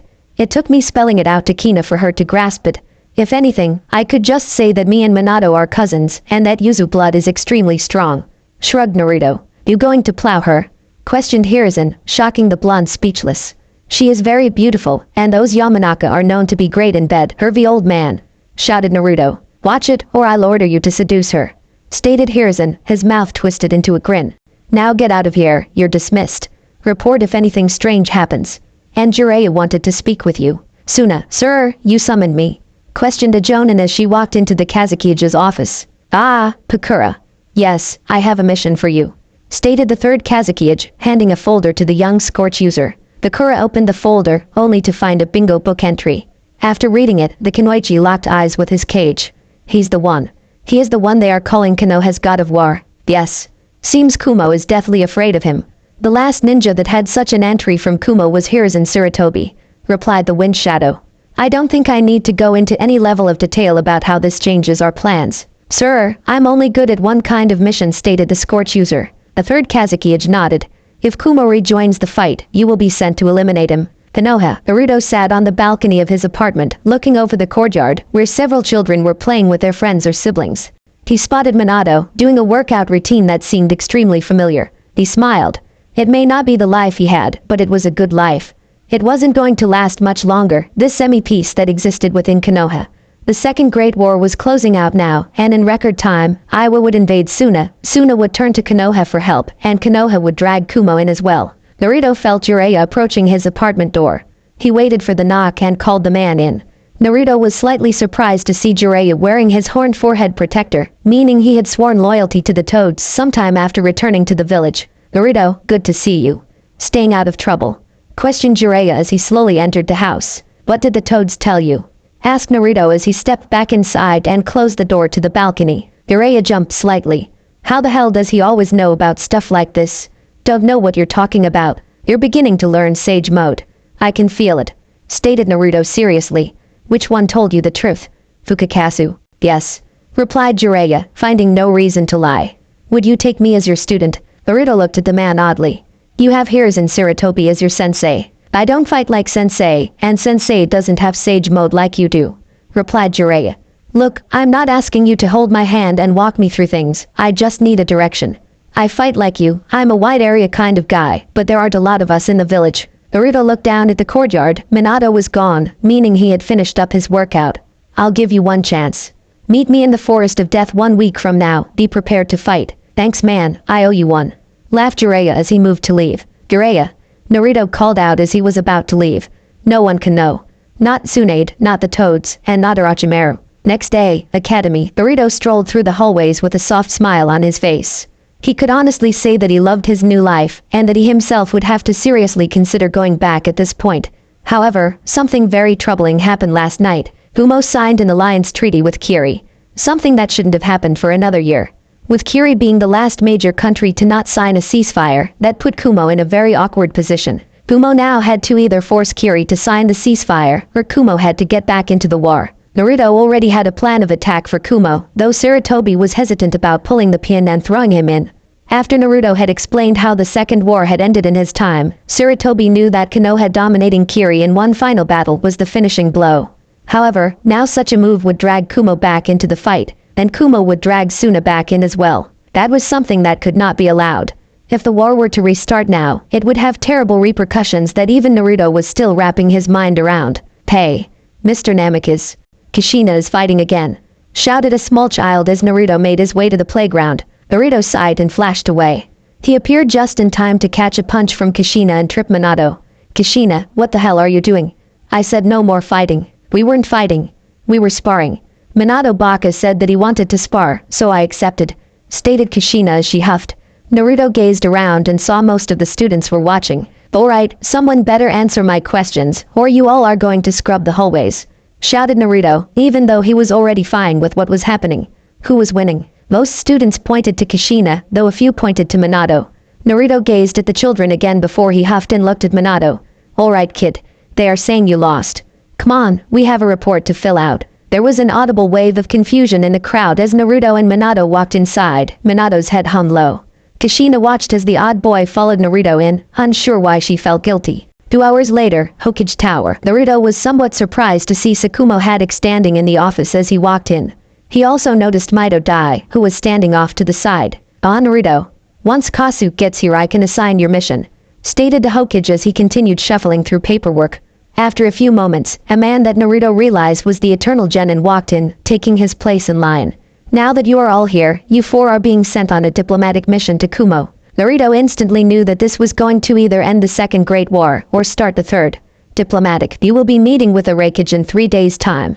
As they just signed their pact with Kiri, you will be requesting a ceasefire agreement from them, stated Sarutobi.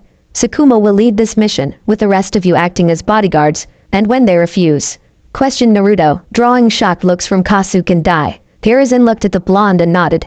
With a high likelihood that they will decline the offer, the next step will be Naruto invading Kumo. Tsukumo, and the other members of the mission, all gasped in shock. The Sarutobi looked at Tsukumo and then to Naruto. The second that the meeting no longer seems salvageable, you will politely withdraw from the meeting.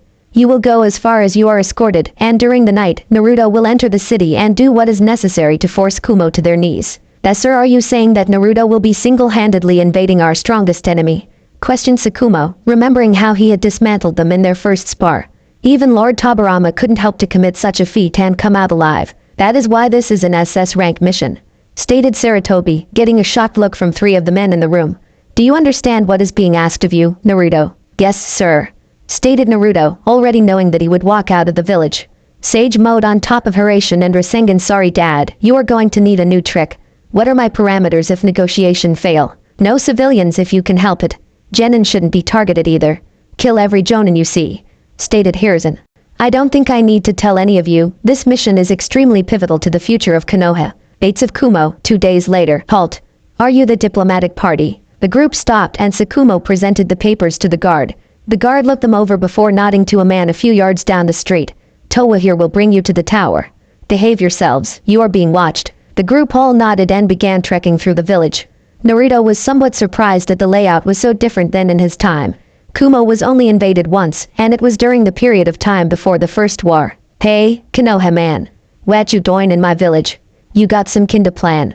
You gonna try and pillage? Naruto almost tripped as he heard that tiny voice, rapping terribly. Naruto turned to see a small boy, white hair, sunglasses and a white shirt. Kid, we are here on a diplomatic mission. Man, don't hand me that blow, you in here on the down low, replied the small boy, who was almost running to keep up with them. There was some snickering from the people they passed, as the small boy seemed to try and antagonize the blonde Konoha ninja. Suddenly, B was in the air and found himself sitting in the blonde's shoulders. The surrounding crowd gasped, but soon were even more shocked when the blonde started laughing, as the small child started pulling the blonde's hair and punching him. Put me down, sucker. I ain't afraid of fighting you, brother. Calm down, kid, we are here on a diplomatic skid, not to tear off a lid. Now knock off that hittin', or on the ground you'll be sittin'. Most of the crowd was more shocked by the friendly Konoha ninja, who was suddenly rapping back at the small child. These eyes went wide behind his glasses before a huge smile spread across his face as he slowly stopped fighting the blonde's hair. Hey man, you rap too. You're pretty cool, even if you are a fool. Hey now, don't be calling me a name, you're the one to blame. You look like you couldn't keep up, so I gave you boost, young pup, replied Naruto, eyeing the people around his group, who were not only amazed that the blonde had the balls to pick up a child of Kumo, but because he actually managed to get the annoying orphan to smile and shut up. His team didn't pay much attention to Naruto. It was pretty well known in Konoha that the blonde was good with kids. Well, great actually. Though having heard the blonde talk about invading with a 5 or 6-year-old kid was unnerving. My name is Killer B, that's me, I'ma be the next Hokage, rapped the small boy. I'm Naruto, responded Naruto as he got near the tower. Sorry kid, but I gotta go talk to your predecessor, maybe I'll catch you later. He crawled down Naruto's back and ran around to get in front of the blonde. Hold up, are you saying that you think I can be Hokage? Naruto smiled at the boy and knelt down, getting eye to eye with him. With 6 skill like you got, you can be anything you want to be. Just keep grinding, you need to be strong and smart to be Hokage, but you also need to be a leader. Now go on, get to work. The small boy lit up in another huge grin and took off, probably to go bug some people for training. As they entered the tower, an older man stopped Naruto and looked him over. You make me rethink what a Konoha ninja is. Thank you for being kind to that boy, we haven't seen him smile like that since his parents died. He's a good kid, shrugged Naruto with a smile. He then shook the older man's hand and followed his team into the building. He might be your greatest fighter someday. Naruto caught up with Tsukumo and fell in line behind him. As the only Chunin, he would be the one that would stand or sit at Tsukumo's side during the meeting. As they entered the office, Naruto saw that the third Hokage was alone, no guard with him. That helped put the Konoha team at ease. So here is sent a Jonin, a Chunin and 2 Genin to plead his case. Ask A, his tone slightly disappointed. Though I suppose that the butcher of Suna doesn't need much of a guard.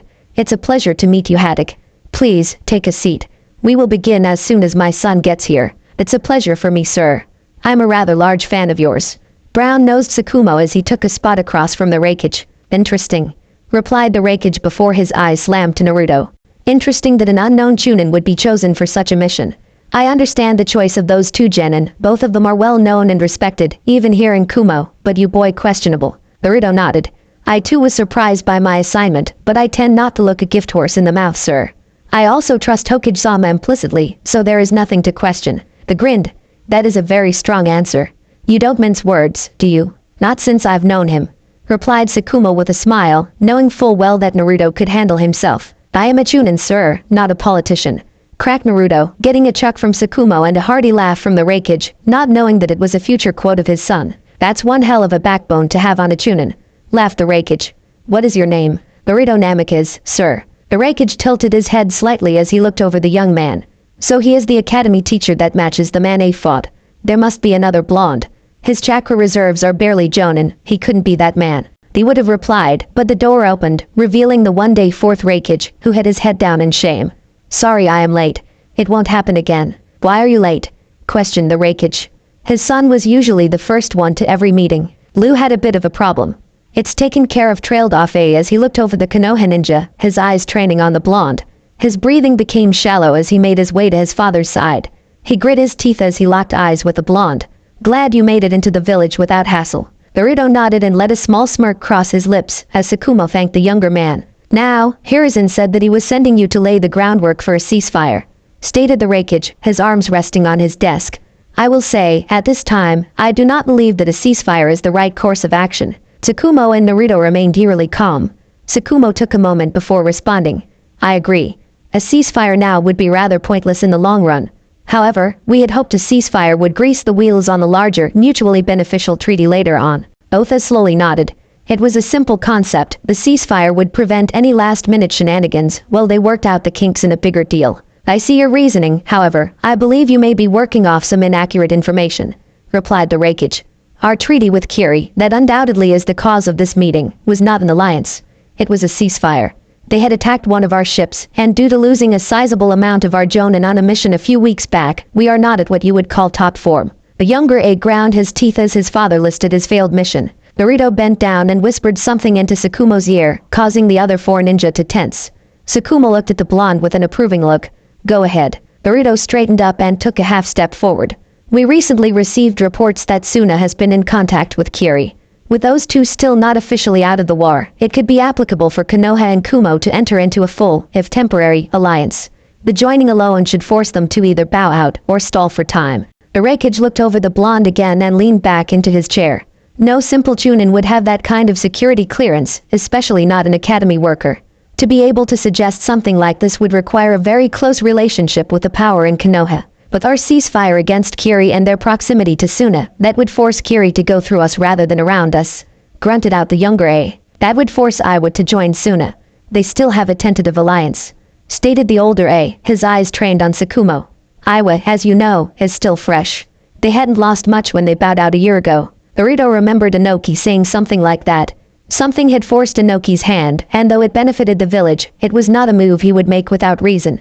Maybe they lost their Jinchuruki. What? Jumped A in the third. What about a Jinchuruki? What do you mean, Naruto?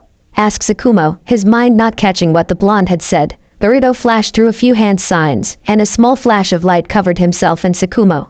Naruto bent down to whisper in Tsukumo's ear. Inoki relied heavily on his Jinchuriki in the First War. His troop movement was almost entirely based on getting one of them to the hot zones, and letting them do what they did. If he had lost one, he may have withdrawn simply to save the other, stated Naruto, his hand on his chin. Iwa had a skirmish with Waterfall before they withdrew, with both the seven-tailed beast and the Earth Grudge Fear. It's possible they killed Iwa's centerpiece. But that would mean that they have a loose Bijuu in their country somewhere, replied Tsukumo. These meetings are going better than expected. Naruto nodded and released the seal, allowing the room to normalize again. Tsukumo cleared his throat. Sorry, can't be too careful. You're no Chunin, stated the Hokage. Naruto looked at him with a confused look. Yes, I am. I have the vest. I have a Chunin job. Hell, I get paid like a Chunin. The Hokage looked the man over. He had felt it when the blonde activated that seal. He was suppressing his chakra, something only those with ungodly amounts to begin with ever needed. The knowledge that the blonde had was something that he wouldn't trust some generals with. What is this job of yours? Naruto looked at Tsukumo, who shrugged. I'm the liaison officer at the Ninja Academy. My other assignment is as a tutor. The Hokage noted that not only was he not lying, he also matched the blonde academy worker perfectly, but something was still bothering him. Then as an academy teacher, how do you know about Jinchuriki? I'm an Uzumaki, revealed Naruto, getting a shocked and very apprehensive look from the third and a loathsome expression from A. I know what you're thinking, but I got Dad's hair, eyes and last name, mostly because of the whole genocide thing. Then you may tell Hiruzen that we will sign a ceasefire. What?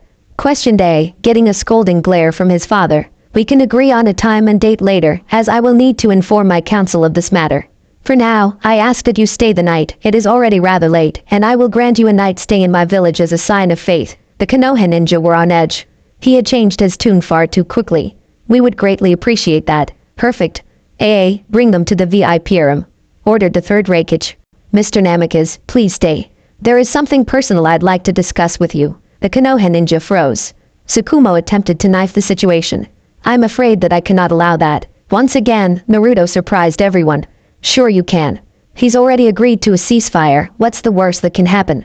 He kills me, and Hokage-sama has Jiraiya, Tsunade, and every other war deterrent standing at his doorstep inside of a week. The Kumo ninja and Mito Dai were shocked at both the blonde's logic and that he was essentially willing to die. However, Tsukumo caught the look in Naruto's eyes as he flashed the sage mode that he had used to decimate himself and the Sannin with, and Tsukumo got the message. Alright. But be careful, Naruto. You have a habit of pissing off powerful ninja.